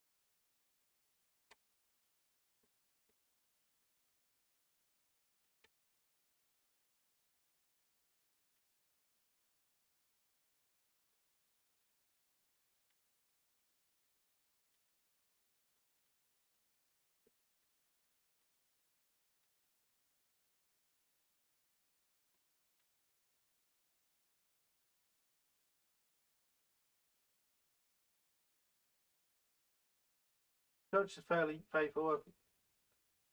Such a size bit as it would be nearly 900 million 28mm scale, so have adjusted it slightly to work on a board. Well, that's fair enough. I completely understand those sorts of compromises. I'm a railway modeller.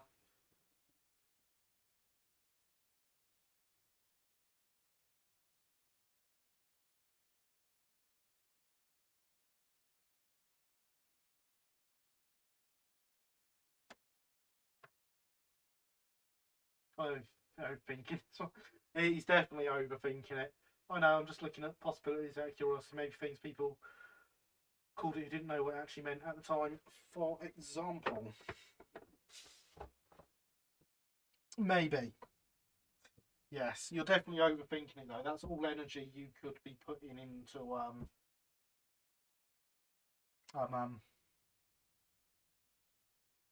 sorting your room out and getting a new layout started.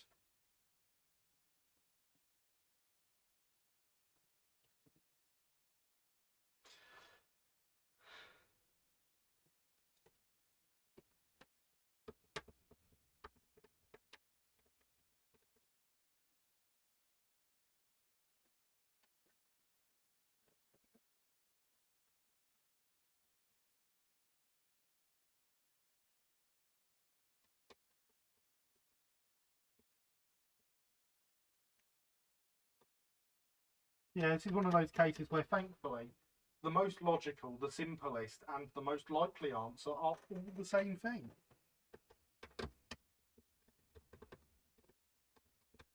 Quite handy, that, really, if you think about it.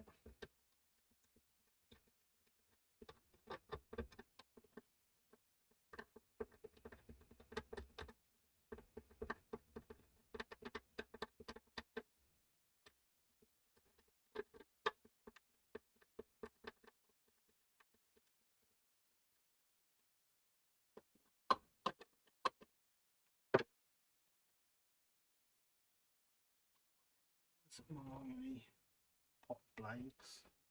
Is that how the different shaped blades that would be good for getting rid of all this excess that's on the top? There it is.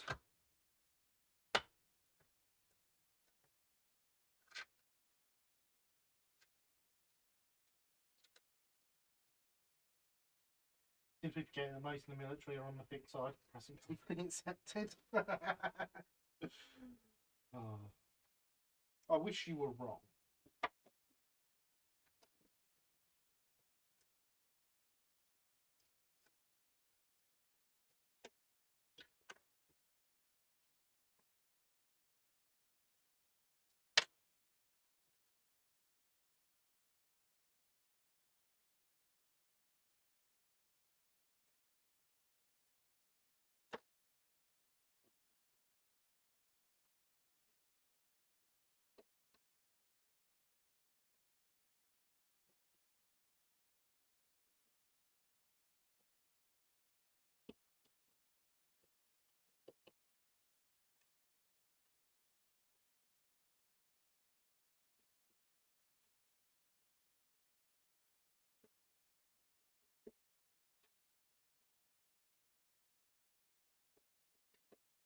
Okay, so it's not. It's better than the other one still, but it's not as good as I hoped it would be for clearing the top off.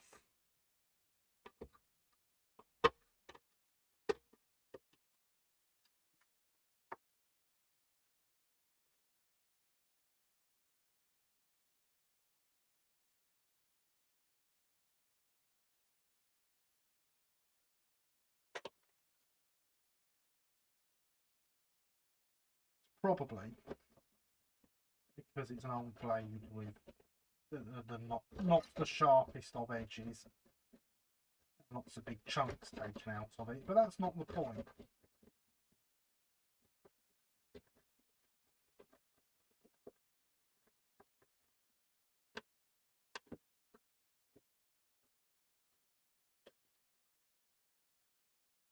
Getting rid of the massively overhyped bits. The people who like to come up with it are like not around anymore. And we can get it from 12 horses mouth. Yeah, it's definitely not. They're definitely not around anymore.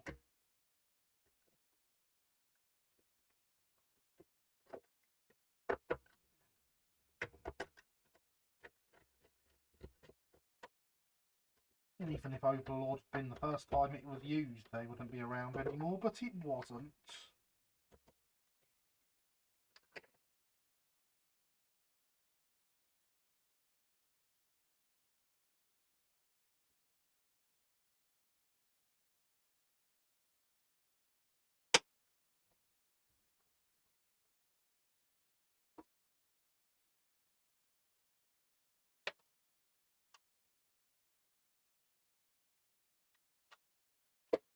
Tell you what, though. My trip to Normandy was great, and great in ways that people will never get to experience again.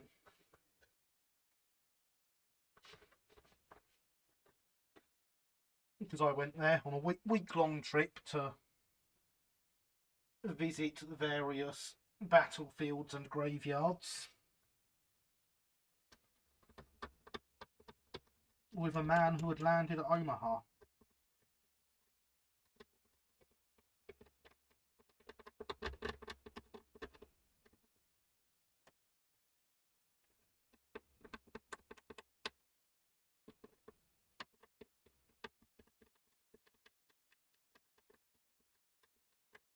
That's something you're not getting on a modern tour.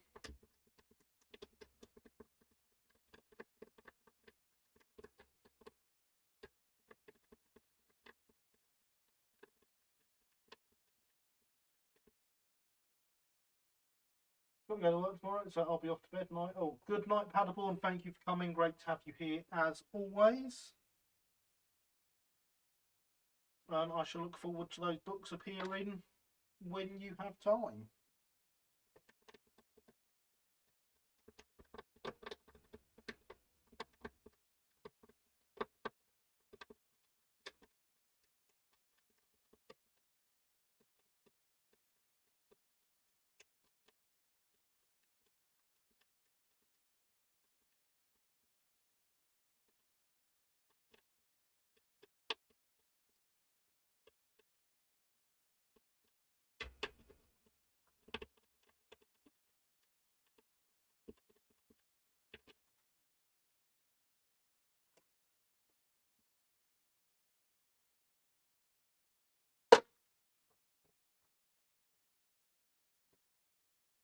Well, wasn't that a good delve into history?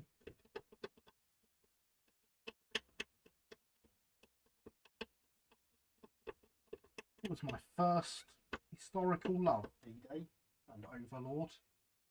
I almost want to keep calling it D-Day just to wind Alex up. So I'm nice like that, you see.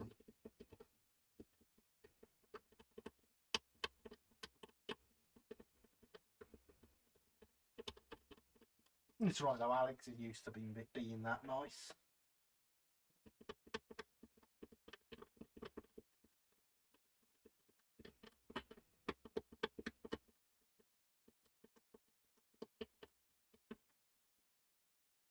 But yeah, it started me on my love of history, and look where that's led to. Would it be modelling the Brighton if it wasn't for that, would I? Have to admit, I do enjoy a historical documentary in the background whilst I'm working away. Yeah, definitely. I used to have war documentaries on all the time when I still lived at my mum's all those years ago.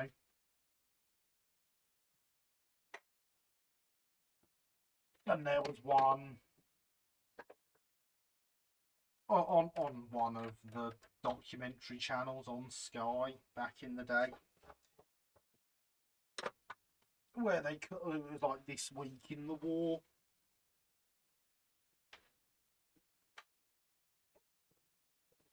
So it would be, you know, what happened this week in the war in 1942. She'd never let me watch it over Christmas because it's Christmas, not a time for war documentaries, and so I always missed the Christmas episodes. Hydration is important.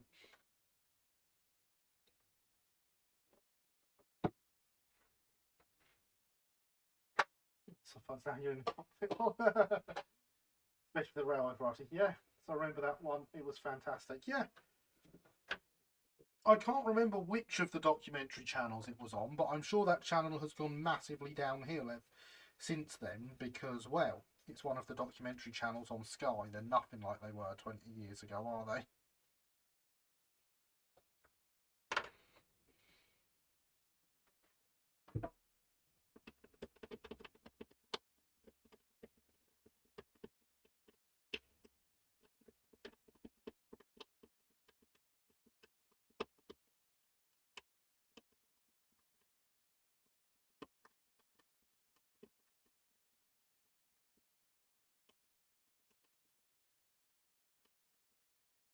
I mean, we're talking about a time before Ancient Aliens. I think I may have to follow Paderborn's example. My screen's getting a bit blurry. Yeah, I mean, that could just be my internet, you know, Lenny. But yes, probably a good idea. Good night, sleep well. Don't work too hard till gone 10 on a Sunday night.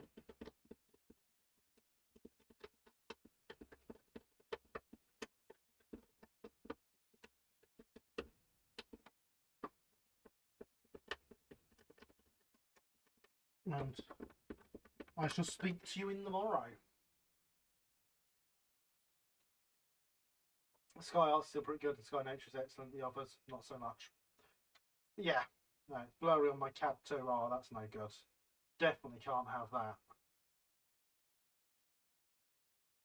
Oh, can I really? The Sky History Channel is mainly now about aliens. Yeah, see, I remember the History Channel before Ancient Aliens happened. It's a great channel then. So there was a time in recent past when the History Channel did actual documentaries rather than spread strange words for which they are now known. Yeah.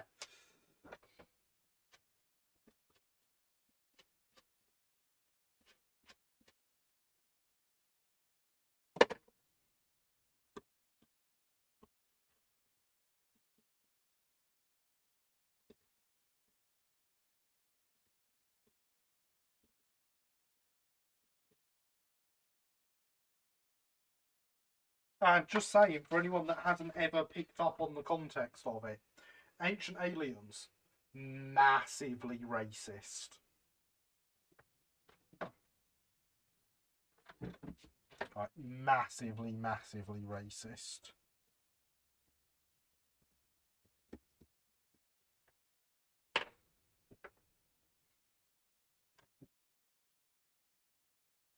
So I miss Discovery Wings so much. Oh, that channel was fantastic. I loved that channel. I'm sure you're shocked by the fact I loved that channel.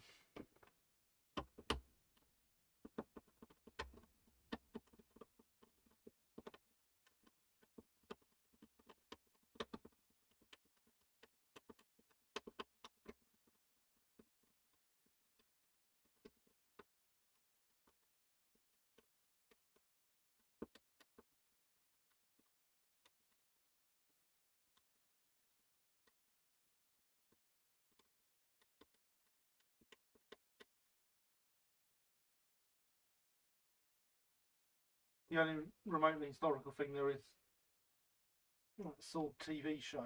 I'll take your word on that. So I haven't had Sky for at least 10 years now. Very happy with that decision. Very sure I've never had you in that have not. Oh, I didn't think you was. I hide it well, you know.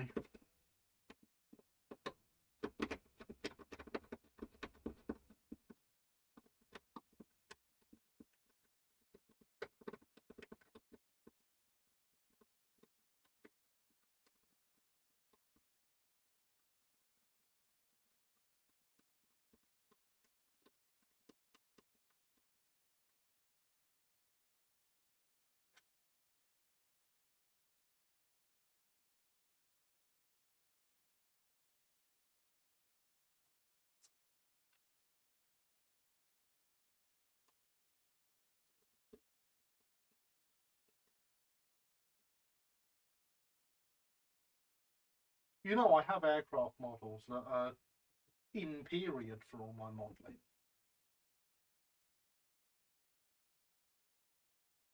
Well, I say all my modelling, not for Bright Helmstone. It's just a shame my right flyer's in 48th scale, really.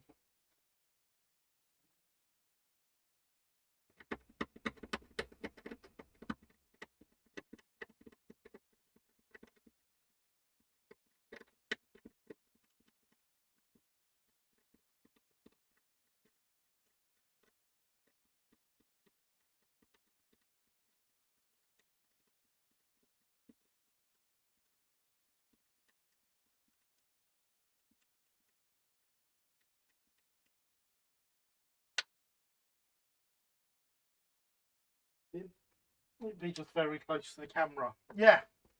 Yeah, of course it's going to be close to the camera because it was photographed from a camera. Obviously.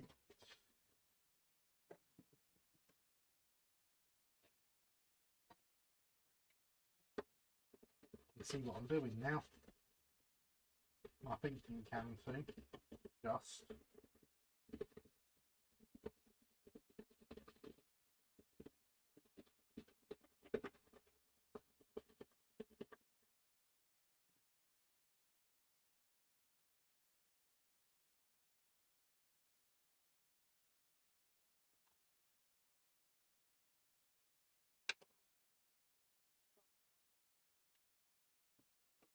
Right, what can we do to have a break from scraping cobbles because my hand's really hurting.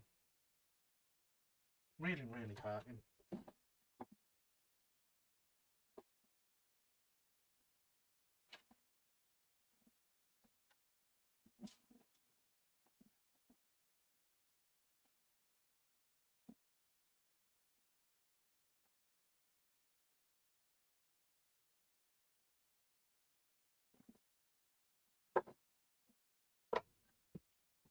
Have they done that one yet? What, the right flyer flying over Oak Hill? No, they haven't done that one yet.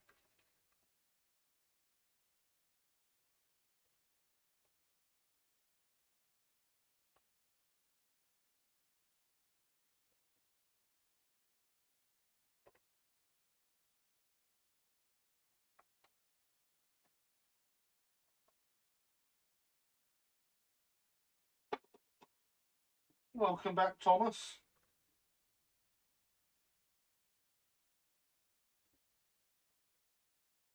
That being photographed by a camera. No, I don't think they have had that aircraft at all.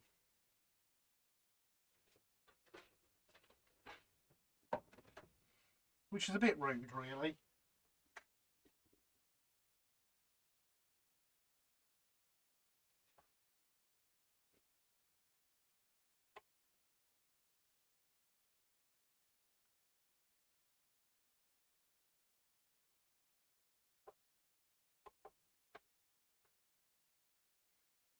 So after you ran off, Thomas,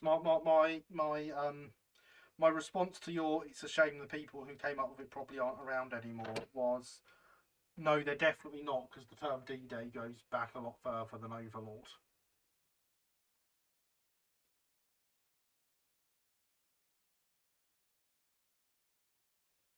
Goes back at least another World War. I want to say it goes back further than that, but it goes back at least a World War.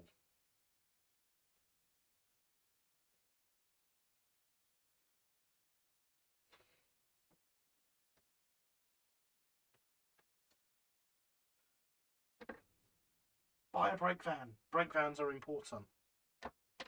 Exclamation mark super shill in the chat.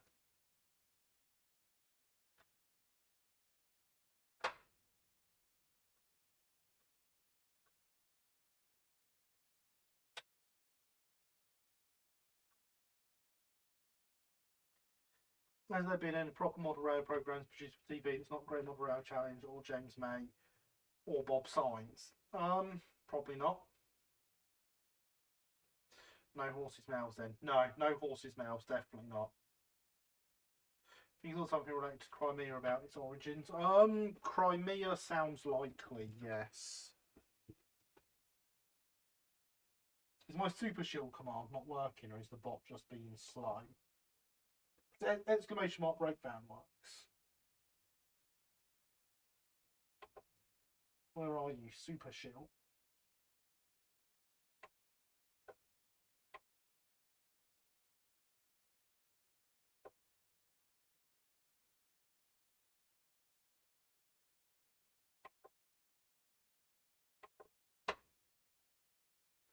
Yeah, super shield should be working, but no, it chooses not to. Bit rude, really. Model Town, love that series. Plus, all the episodes are on YouTube. I approve of all the episodes on YouTube.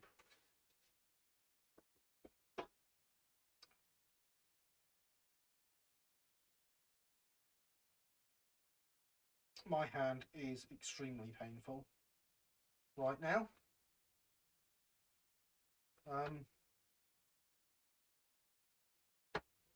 Yeah. Combination of resting on here and gripping the things. Yeah.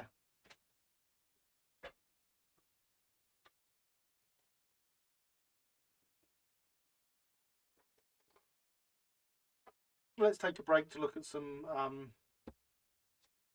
new acquisitions, shall we say. Back in a second when I have them.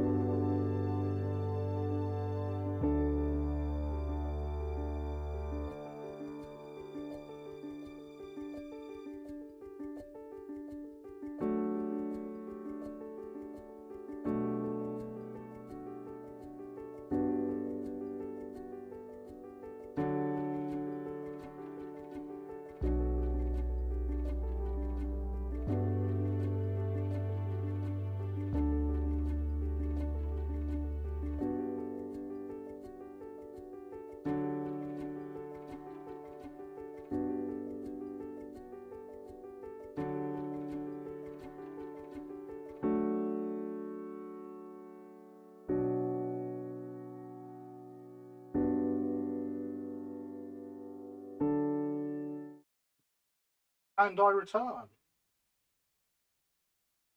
So I searched on Google for modern rail TV programs, come up with the Hornby program, the recent James May thing, and Thomas.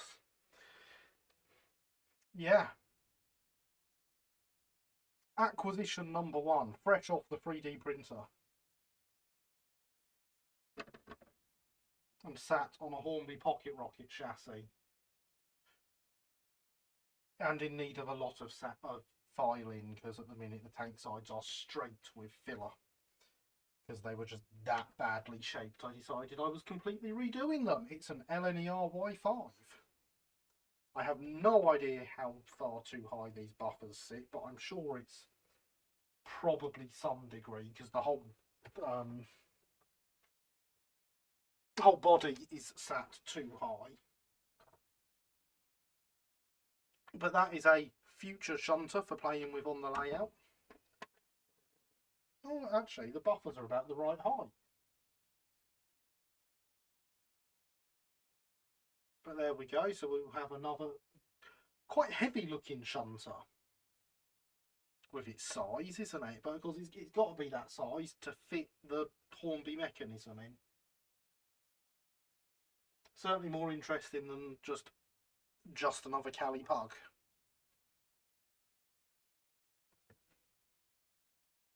And this purchase I'm rather happy with. I'm sure there will be a few people here that recognise it. It's a rather old model, that one, and weighs a ton. It weighs nearly 500 grams.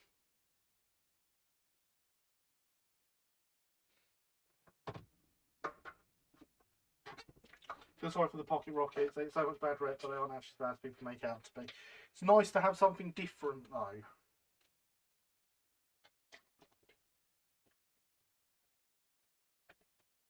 For those that don't recognise it, it's a Stuart Reed path. Indeed, Thomas, a Stuart Reed path 060. As used by a certain reverend on a certain layout.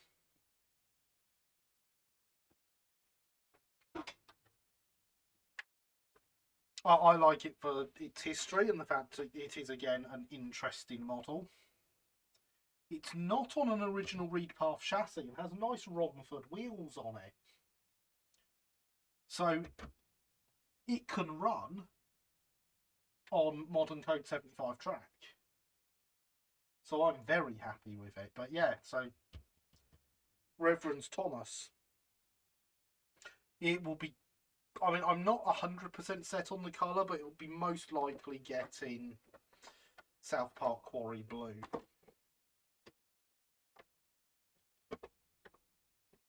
Yeah. It's a chunky thing.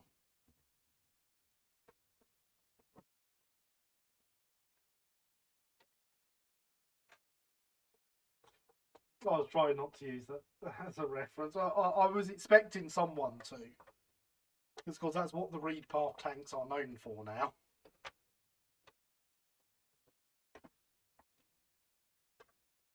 And I couldn't not bring this in. So it's waiting for it. I mean, the filler's dry now and needs sanding off. My Mark 1 Mustang.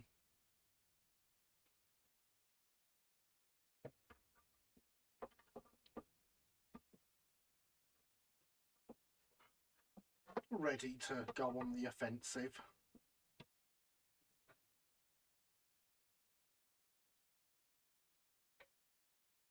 If I can find it, do you want the SR lump I have? Doesn't have a motor, but I'm sure you'll figure out. Maybe.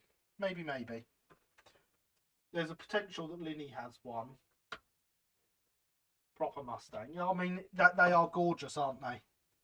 I prefer the early ones to the Bubble Dome ones, looks-wise, but of course, performance-wise, there's no comparison. The Ds were significantly better aircraft. Let's get a quick duster across this other model here that's made its way into the workshop. which is another gorgeous thing. Quite a bit bigger than the rest. And that is the Horser for Pegasus Bridge. I love how long the wing looks in that angle. It is not actually that long. And good evening, Richard. How are you? Must be weird coming here and finding it's full of aircraft. But yeah, the Horser for my Pegasus diorama, which is missing a few bits. Purposefully, because they broke off on landing, you see. Yeah, the Spitfire was better than the Hurricane. I still much prefer the Hurry, though. Hurricane got more kills.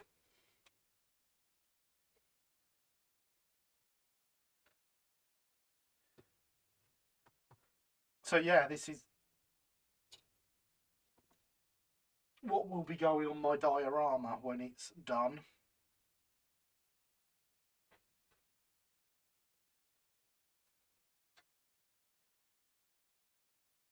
D-Mans, that is what the 78 Flight Group had after their P-47s.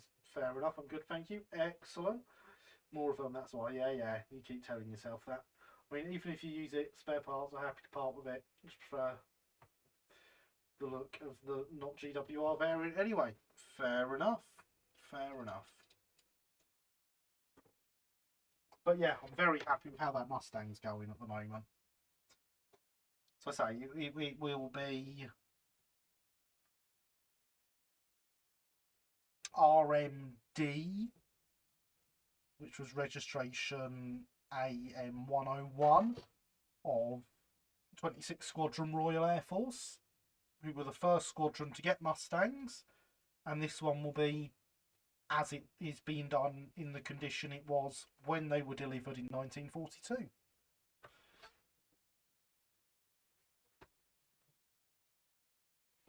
How big's the diorama you're planning and what you got planned for it?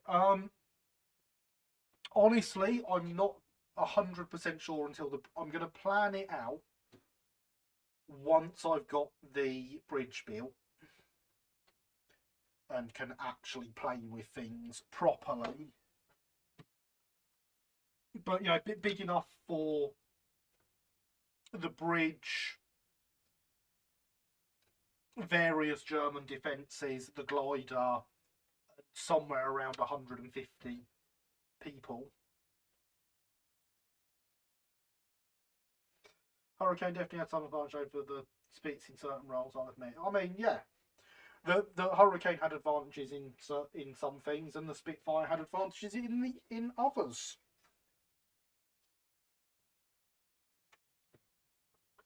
So GWR variant, it's got square firebox, tapered boiler, could well be Midland post Stanier, but like round top just looks nicer. Fair, sounds epic. Yeah, I'm really looking forward to having it done. So when going to Pegasus and seeing it all really struck me, and so when I discovered the kit, I really wanted to do something. So I got both, even at blooming shop discount price. It cost me about £100 for the 2 kits. It'd be lovely to make something bigger, but I just don't have the room for it.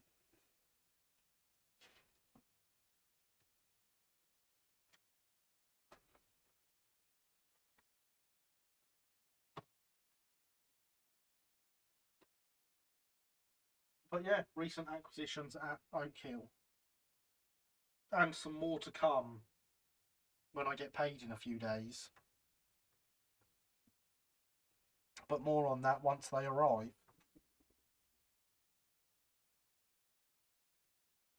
You heard the supposed rumour that the Germans claimed they destroyed the 4th rail bridge. I have not. But I'm pretty sure it's still there, so they can't have done.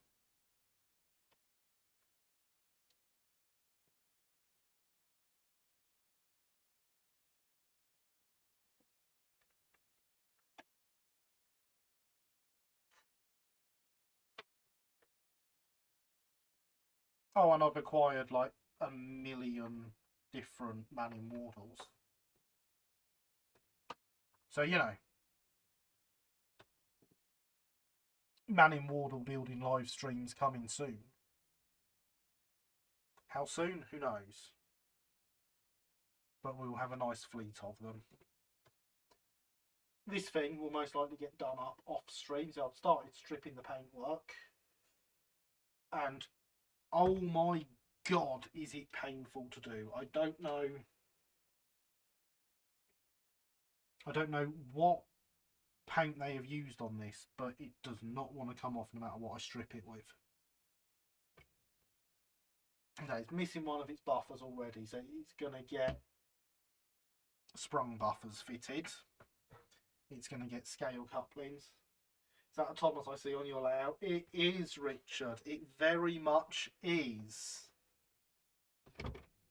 Probably going to replace this handrail wire. I mean, if I can bend it back into shape and get it to hold, I will. If I can do that by adding, say, an extra handrail knob at the top here, then that'll be great and I will keep it. But if I can't, then I'll bend a new bit of wire up. Where this has had a replacement chassis shoved under it though, with the K's motor in it,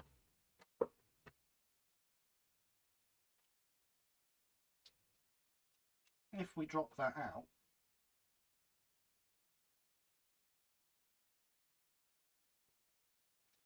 world's longest screws,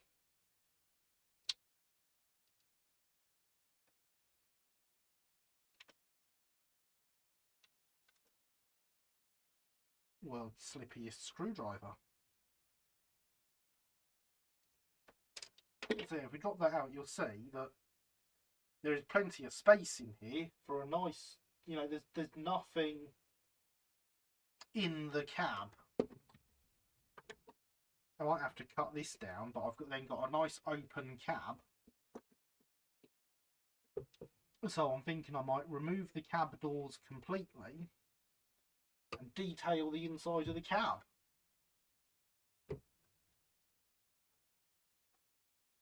Be operating the res one later this month. Oh, fantastic. Fantastic. Looking forward to operating the Reverend Audrey's layout at the Audrey Extravaganza too. That'll be brilliant.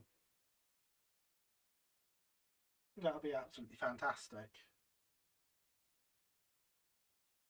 The new command based on the cake one, read path. The Emu is a lie.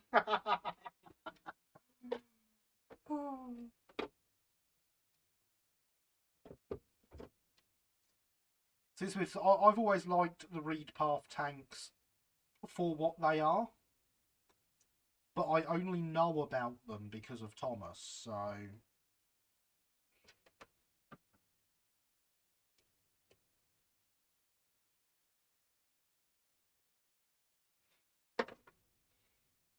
I mean, I would have found out about them at some point between when I did and now, but would I have come to own one? Who knows?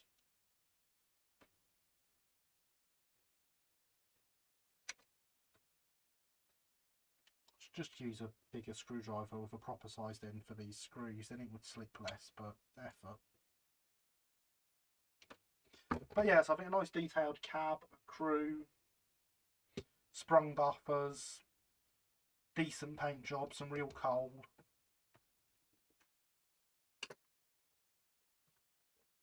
It'll be a nice engine.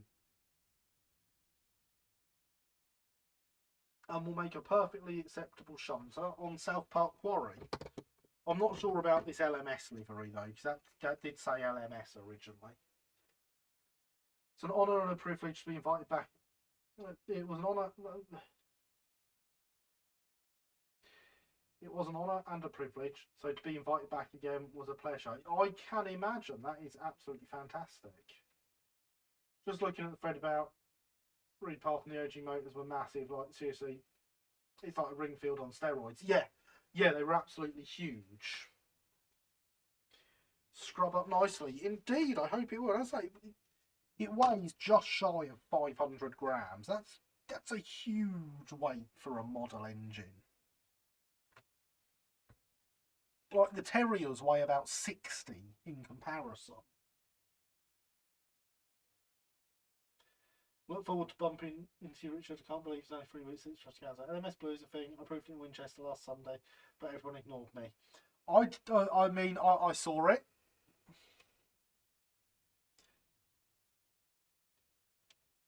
But yeah. Yes, Alex. To be honest, the only real case for LMS Blue is the no, I've forgotten the name of the train now. That was hauled by the bathtubs. And this wouldn't have pulled that.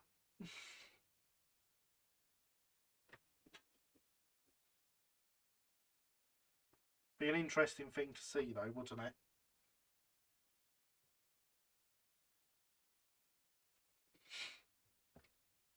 But yeah, so that'll make a nice shunter. Coronation, that's it, the Coronation. I know you're not talking about Coronation Blue. I saw what you posted with your train sim picture.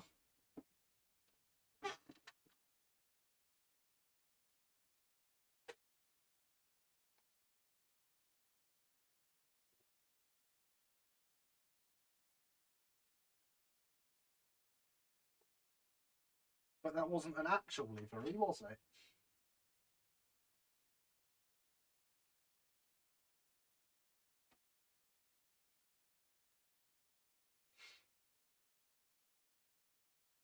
Sadly, there are no colour photos of the real one. So that was a real livery. That actually wore blue. Why did that wear blue? Why did that get blue when everything else was red? Do tell. I am intrigued.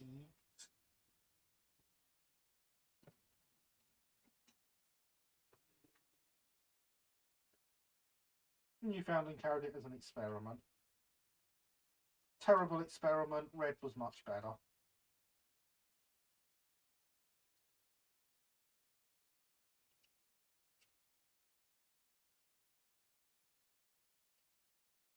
And we definitely don't want experimental liveries on our little tank engines. Interesting to know it was real though, because when you posted it, I assumed it was just a fictional livery made for train sim.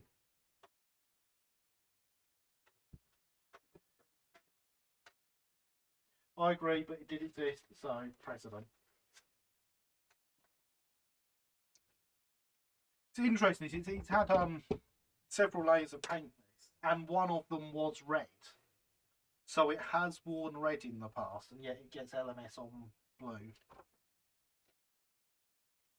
You can see some remains of the red there on the splasher and the sandbox. It's had red, it's had black, and it's had at least 2 different blues, one of which was lined white.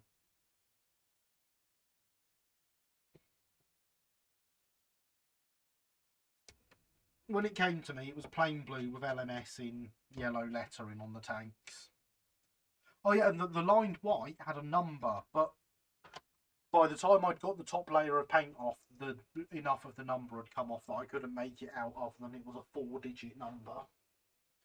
Posting a fictional livery wouldn't exactly be very good proof of resistance now, would it? Well, no. That's not the point. I'll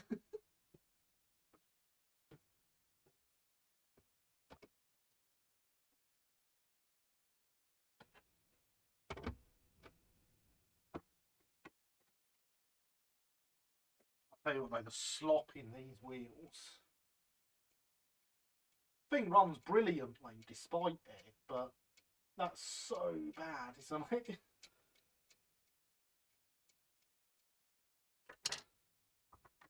Should not be able to turn the back wheel that far. But yeah, this is literally plonked on an unmodified Hornby chassis. So 3D print, obviously, download, free download from Thingiverse.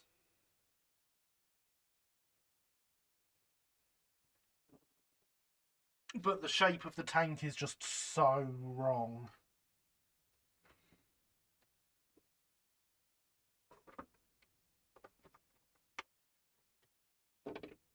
Let's see if I can clean this up quickly enough that you can see how wrong that tank was. See, the Y5s were the piano tanks. The tank coming up and curving and then curving back out and going up higher. So on this one, it curved in and then went straight up. So all it actually needs is a curve adding up here and then this blending into it. But I figured the easiest way to do that was to fill the whole thing and then file it to shape. I've also removed all of the details that were on the front of the smoke box and replaced it with some cupboard doors because they had cupboard doors. And it had what I suppose was supposed to be handrails here, except they were solid and attached to it, so they've come off as well to be replaced with handrails when it gets done. Other than that, it's very crude and overscale.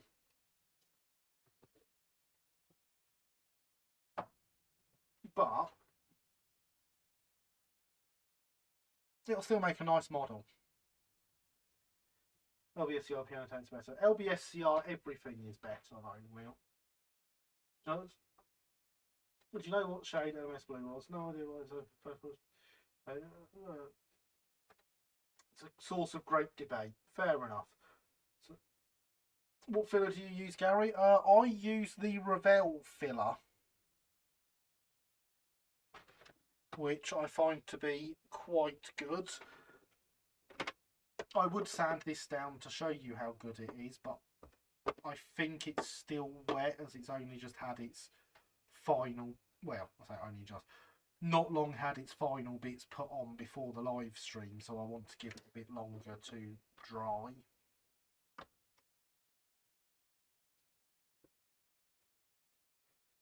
No, do I? It's a post-war livery experiment. Applied briefly to both Jubilee, Newfoundland and Coronation, Duchess of Abercorn. Oh, interesting. Interesting. I've got a model of Abercorn somewhere. RAF Blu-ray is probably the closest. Way RAF. I'll look at using some of that. I used Humbrol filler. Yeah, I find the Revell stuff to be really good. And I don't say that just because I stock it at the shop. I genuinely do like the Revell stuff and have used it for longer than I've worked there.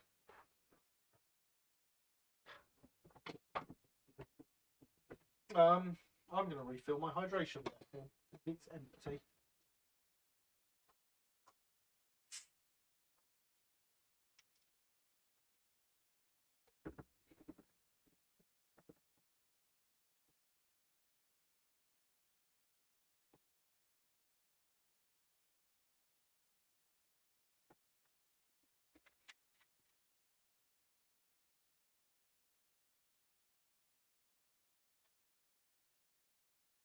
After you go there, we'll do a 2F tank in it as a bit of funsies. Do it, Thomas, and then post some pictures so we can all see. Hydration is important, as is buying a brake van.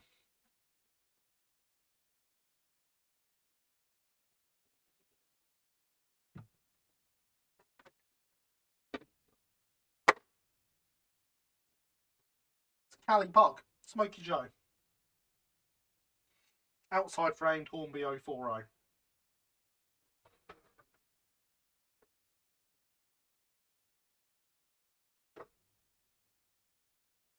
So it's far from the greatest loco print ever, and it's definitely not the most detailed. But for a freebie downloaded off the internet, it's not bad. I might extend its dumb buffers down a bit as well, because I like big, thick, dumb buffers.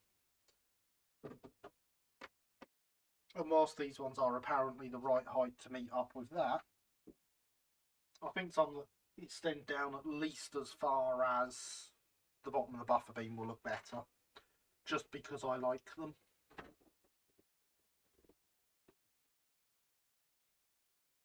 And whilst it is obviously a real loco, I'm not doing it as a real loco. I kind of want one. Oh, you should definitely do it, Richard. Do it. Oh yeah, I had a big toolbox on here as well, which I cut off. A lot of the photos of these, so the coal space is actually here in front of the cab. The firebox should sit quite a bit lower down, but it's got to be up here to clear the mechanism. But a lot of the photos, they've got coal all the way over the top of the tank, and in some of them, absolutely huge lumps of coal on top of the tank. And I'm thinking that's probably what I'm going to do, is cover the whole top of the tank and everything in coal.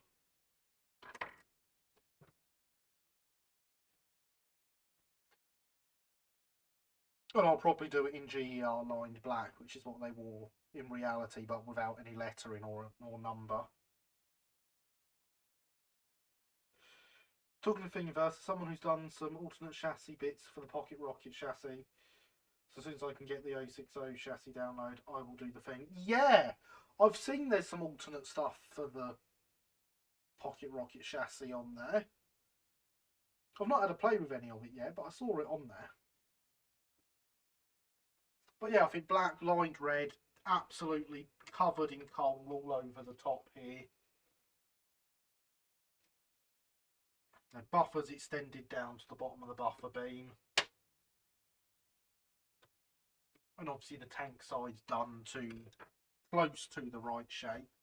I think it'll make a nice little shunter to play with on the layout. Something a bit different.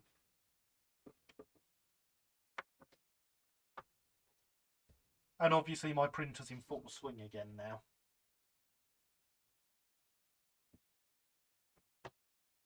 "7 hours that took to print.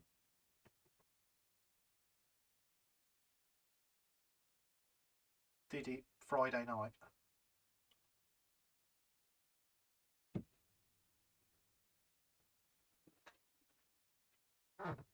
I downloaded that most cursed of things as well because Sophia wants to see it printed.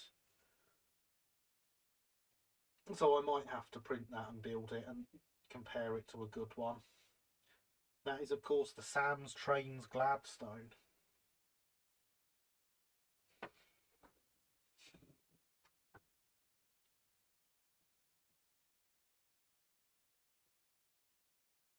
Now, I wouldn't want to say anything bad about Sam's Trains, but I might, if I do it, I might do a video comparing it to the Gem ones. I found it's got modern Newfoundland in that livery, which is probably close enough.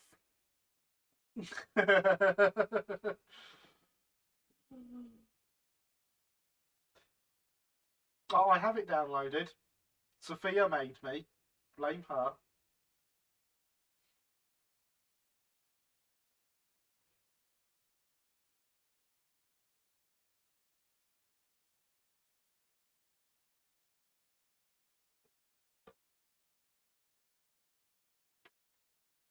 I'm just mentioning it. I'm saying I don't want to say anything bad about him on the channel.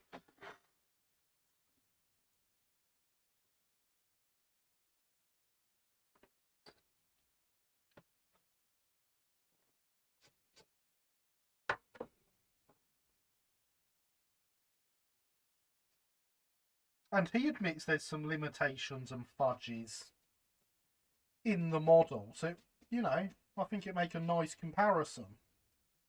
It's not like it's a comparison that matters now, though, since you can't get the Gem kit anymore.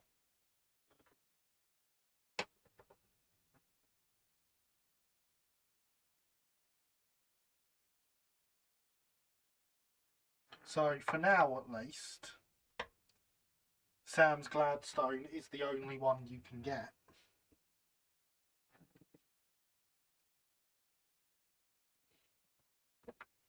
So at least it exists so that people that want the loco can still get it.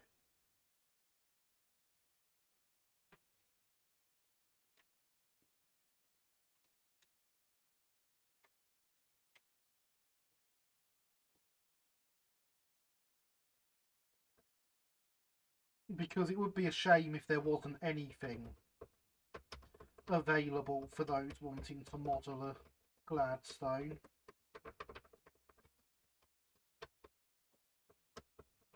It's still a loco that I'll be very surprised if it doesn't turn up ready to run at some point.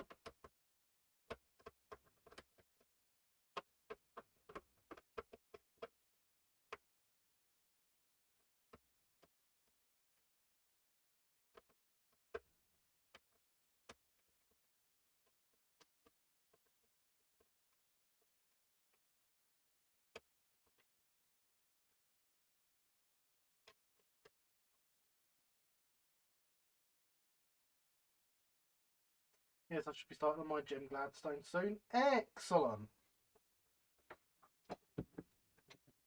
They're really nice kits. Could use with further detailing, if I'm completely honest.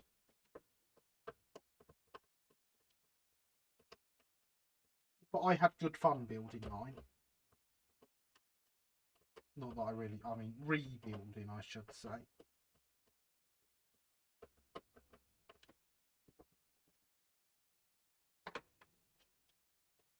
Because I've got one that I was given as a complete loco that's just been repainted, and one that I acquired very, very cheap on eBay as a complete disaster painted fluorescent yellow.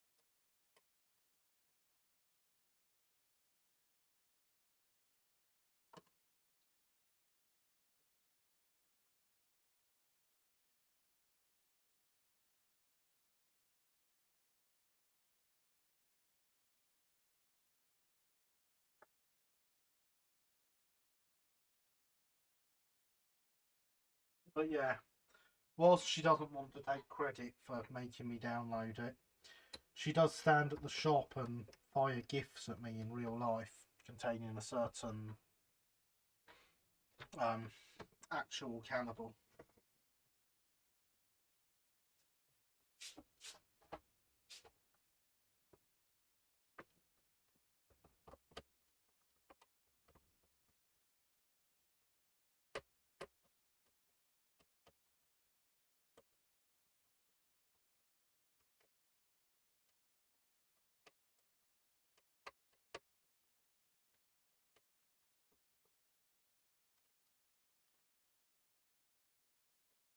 Should be number 184, however, as Stroudley to be unique, have an IAG, unprototypical, yes, but for loco named Stroudley must wear Stroudley colours. Well, I mean, for her to be called Stroudley and IEG, she'd be clashing with another Stroudley.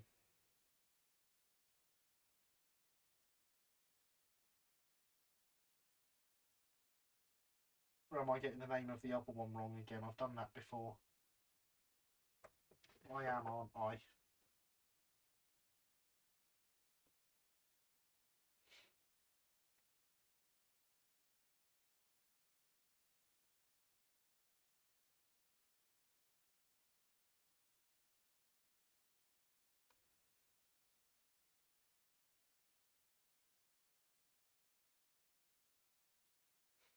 I am getting the name of the other one wrong. That's silly of me. I keep doing that.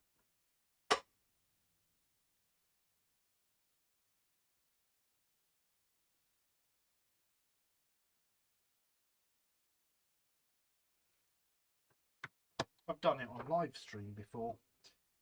Ow, there's something in my foot.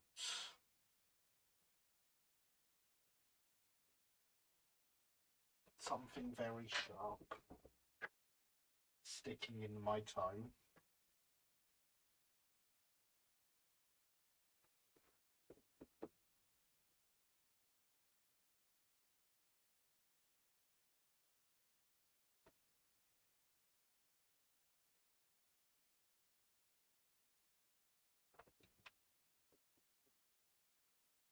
well, whatever it is, it came out, but it took a huge chunk of my toe with it.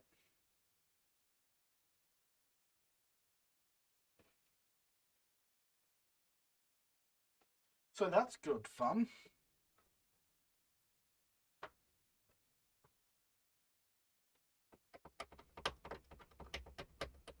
Try not to do that, everyone.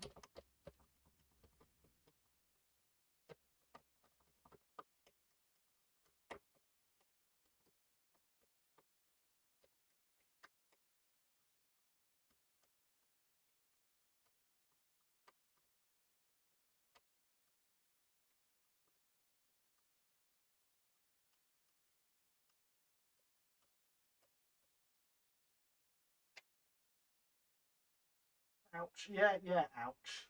So because if one is made RTR, it'll be without doubt 214. So if I get one, make a good photograph opportunity of Gladstone and Stroudley side by side. Yep, fair. Although, would it be Gladstone? Toes are normally best kept intact, I've found. Yes, I have also found that. Because if you actually wanted the model, the B1, in as many possibilities as you can, you wouldn't want Gladstone. I mean, obviously, if Locomotion Models commission it, they will want Gladstone, and that's probably how it's going to come out. But if it came out anywhere else, Gladstone is actually unique in the class. Its cab is a different shape to all the others.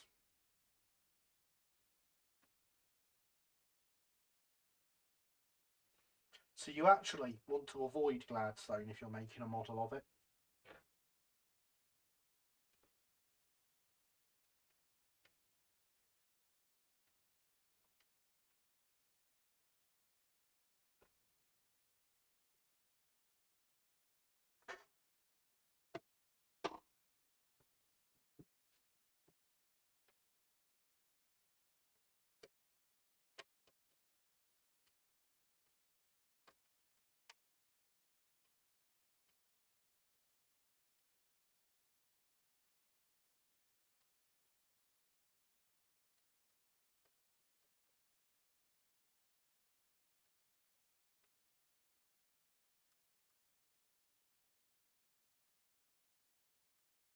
Evidently, if any manufacturers are out there and they want help making a Gladstone model, I know all the facts.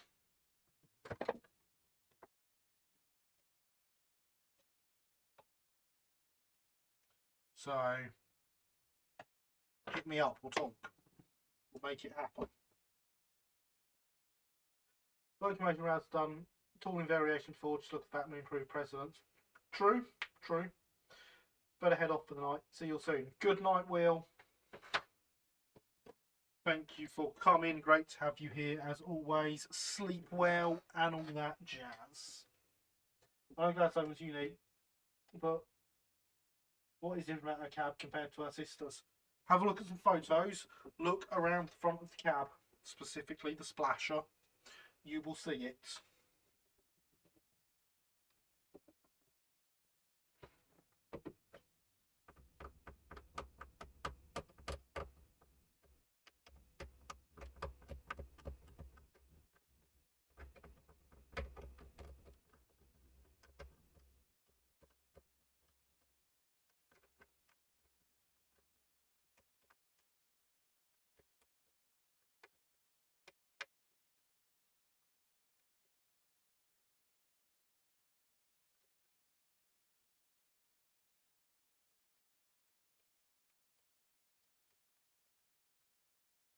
But yeah, I know all the Gladstone facts for anyone wanting them to make up their own model.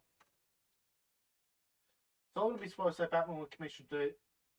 It's all Locomotion Gladstone, different cab, and then normal range ones with the normal cab. I mean, it's possible. Yes, see now. Cheers. No problem. Take, for example, the fact that Gladstone now wears the it doesn't have the boiler from when it was in service, because it had a marsh style boiler when it was in service. When it was retired, it was restored to original condition.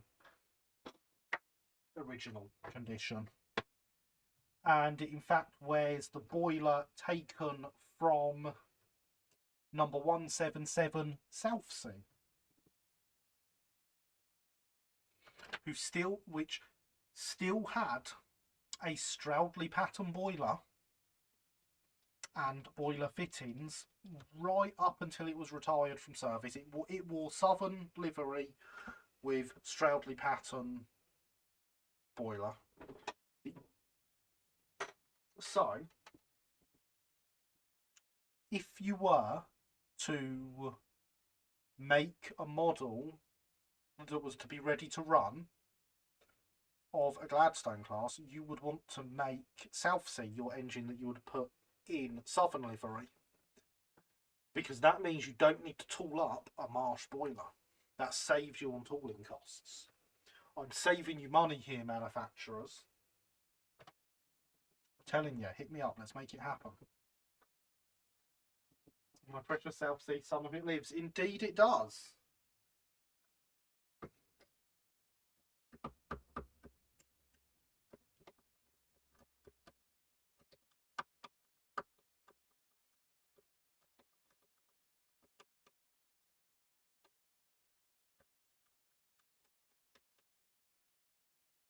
If it wasn't for the fact it is specifically South Sea and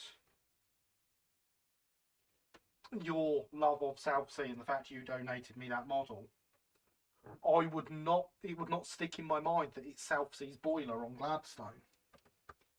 But it is. It's not an original Stroudley boiler, mind. It's a Vulcan Foundry boiler made in 1902. But it was done to Stroudley pattern.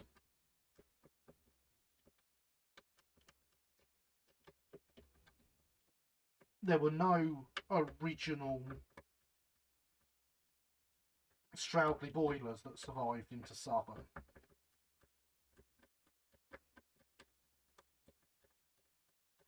Because let's face it, they'd have been getting on for 60 years old at that point.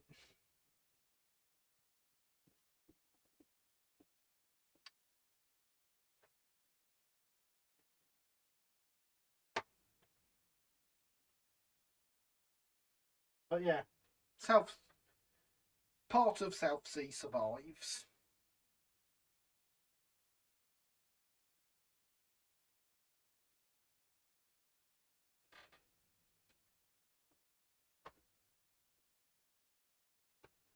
It was the only original pattern boiler they had to put on it, and restoring it to as original condition as possible was part of the agreement with the Stephenson Locomotive Society when they purchased it.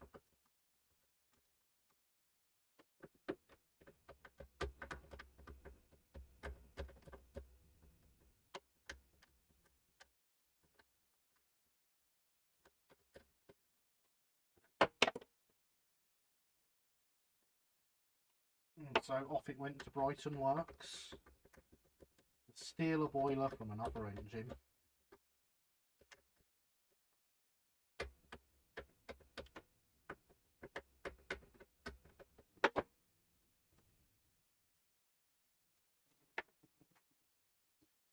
I think they didn't just preserve South Sea then. Well, yeah.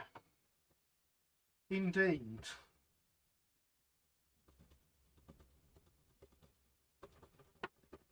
But they wanted Gladstone since it was the first of the class. And of course it's got the funny shaped cab, so they would have noticed if it was a different engine.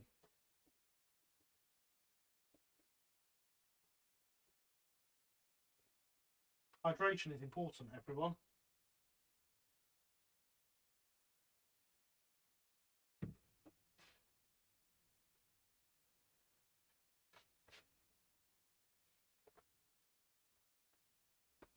But yeah, they are an absolute minefield, those logos. if you were to make one ready to run, you would really have to pick through stuff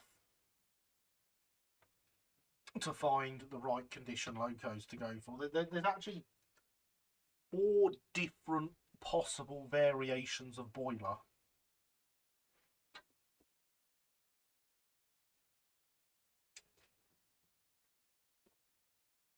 So, you know.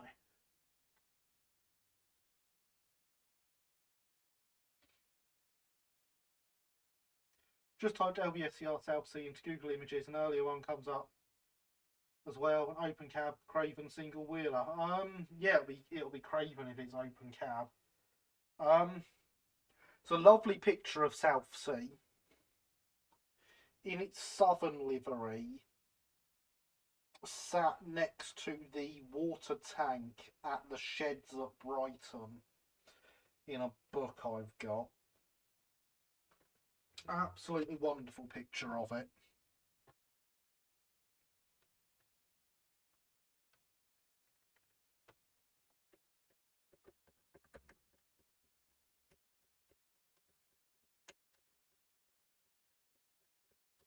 And of course, for the manufacturers, that gives them a photo of an engine with a Stroudley boiler in southern livery.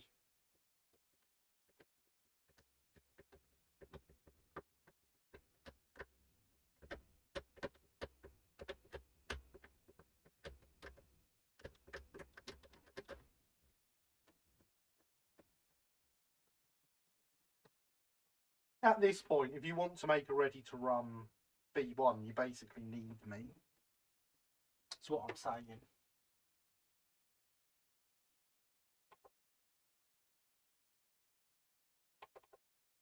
Of course, what would be interesting variation to see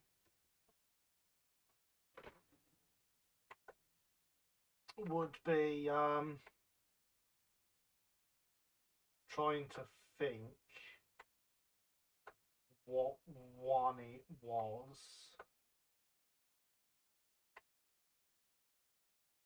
Edward Blount. Edward Blount with its Hammond's patent air heating apparatus.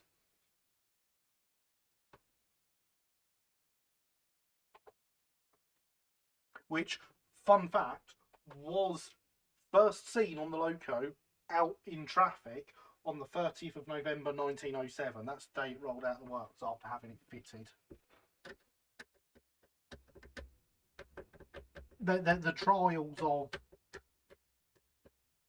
Hammond's apparatus ended in July 1908, but although it was disconnected after that, they never actually took it off the engine, so it continued wearing it right up until it was scrapped.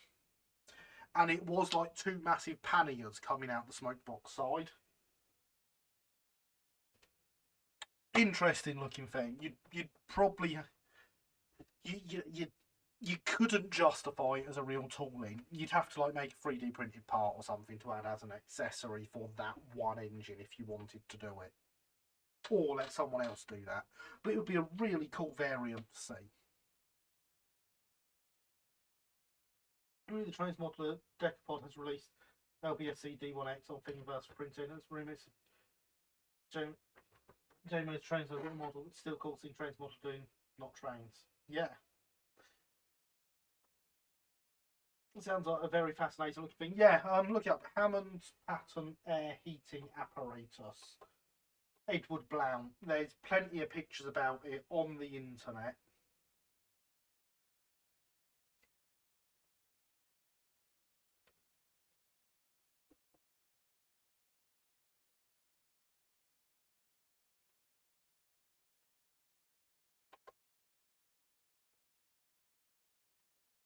It really is an interesting looking thing.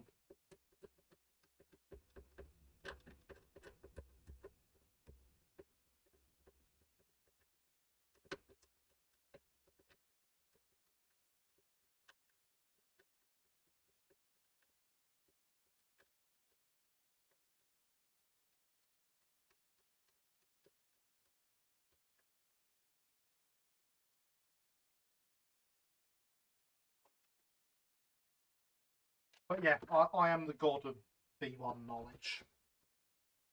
I know all the facts.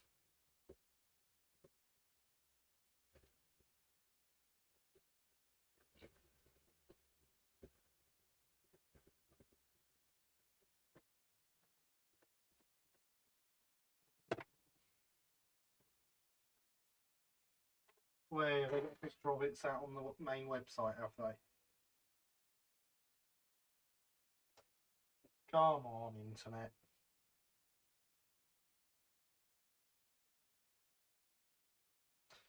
Are you sure you want to leave YouTube? I mean, I wasn't actually on YouTube. So there's that. Yeah, that's it.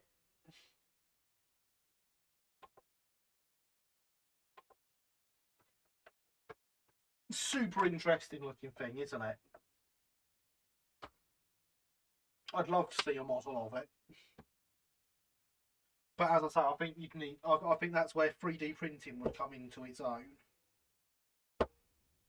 as an accessory for a ready-to-run model, rather than as it comes out the box.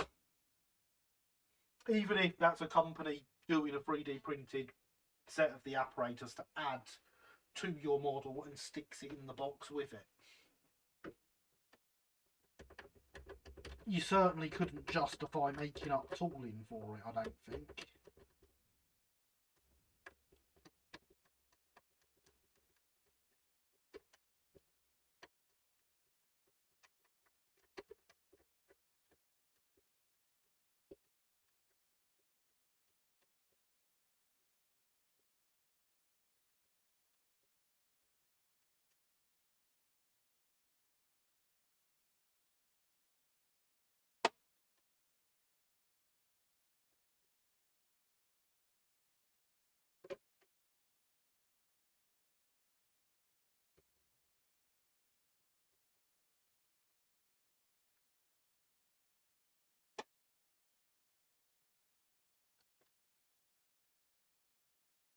Just saying now, though. It was a little known LBSR British Army project, so multiple launch rocket system. Yes. It was for anti-aircraft duty, Alex.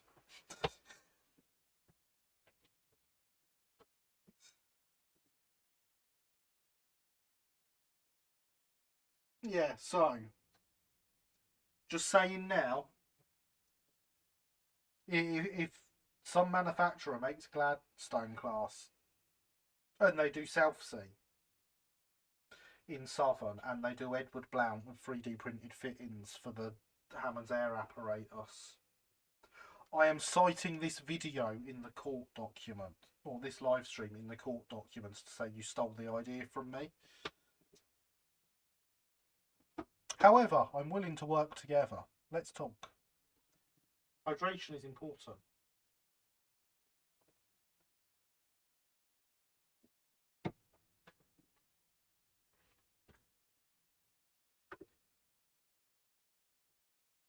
Well, that Victoria, the LBSL obviously did a pretty good job of AA operation. Yeah, specialists in it.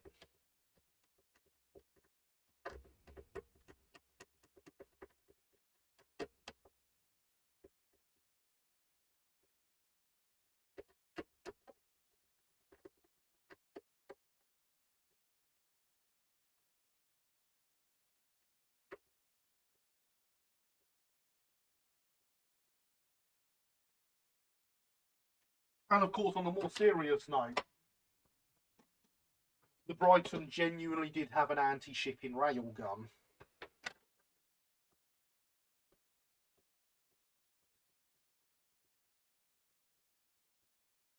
Just in case.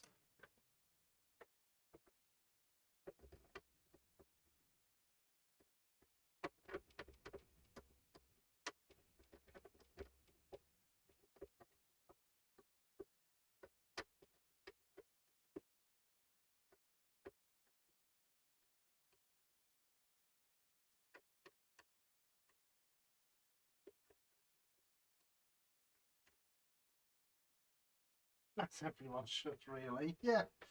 Yeah. Especially all those landlocked railway companies.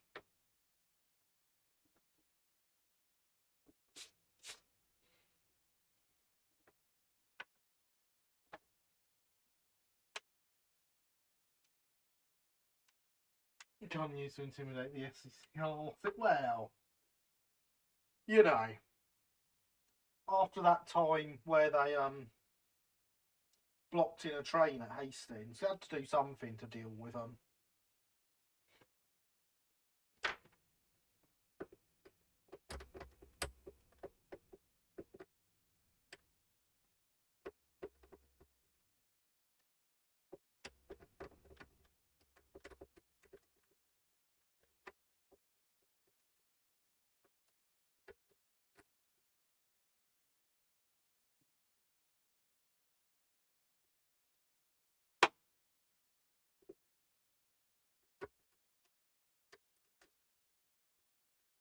There's some pictures of that.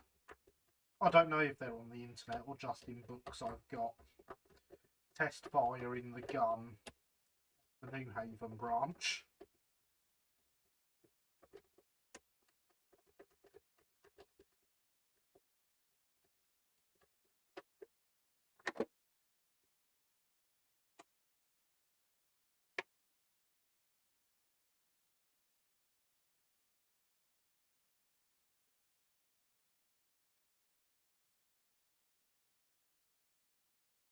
Well, that's midnight, everyone.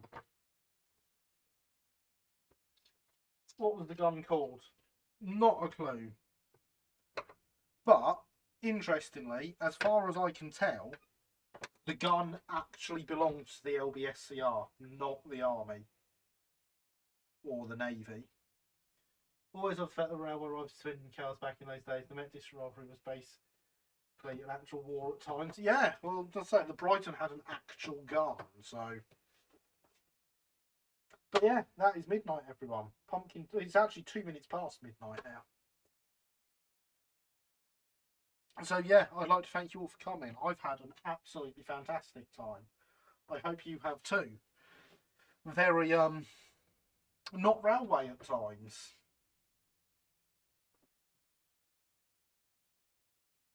But yeah, I'd like to thank you all for coming. So I've had a wonderful time. Hope you have too. I have no idea what we're going to do next week. We'll find out together. Won't that be exciting? In the meantime, I've been Gary. This has been Let's Build, and you've been awesome as always. Good night.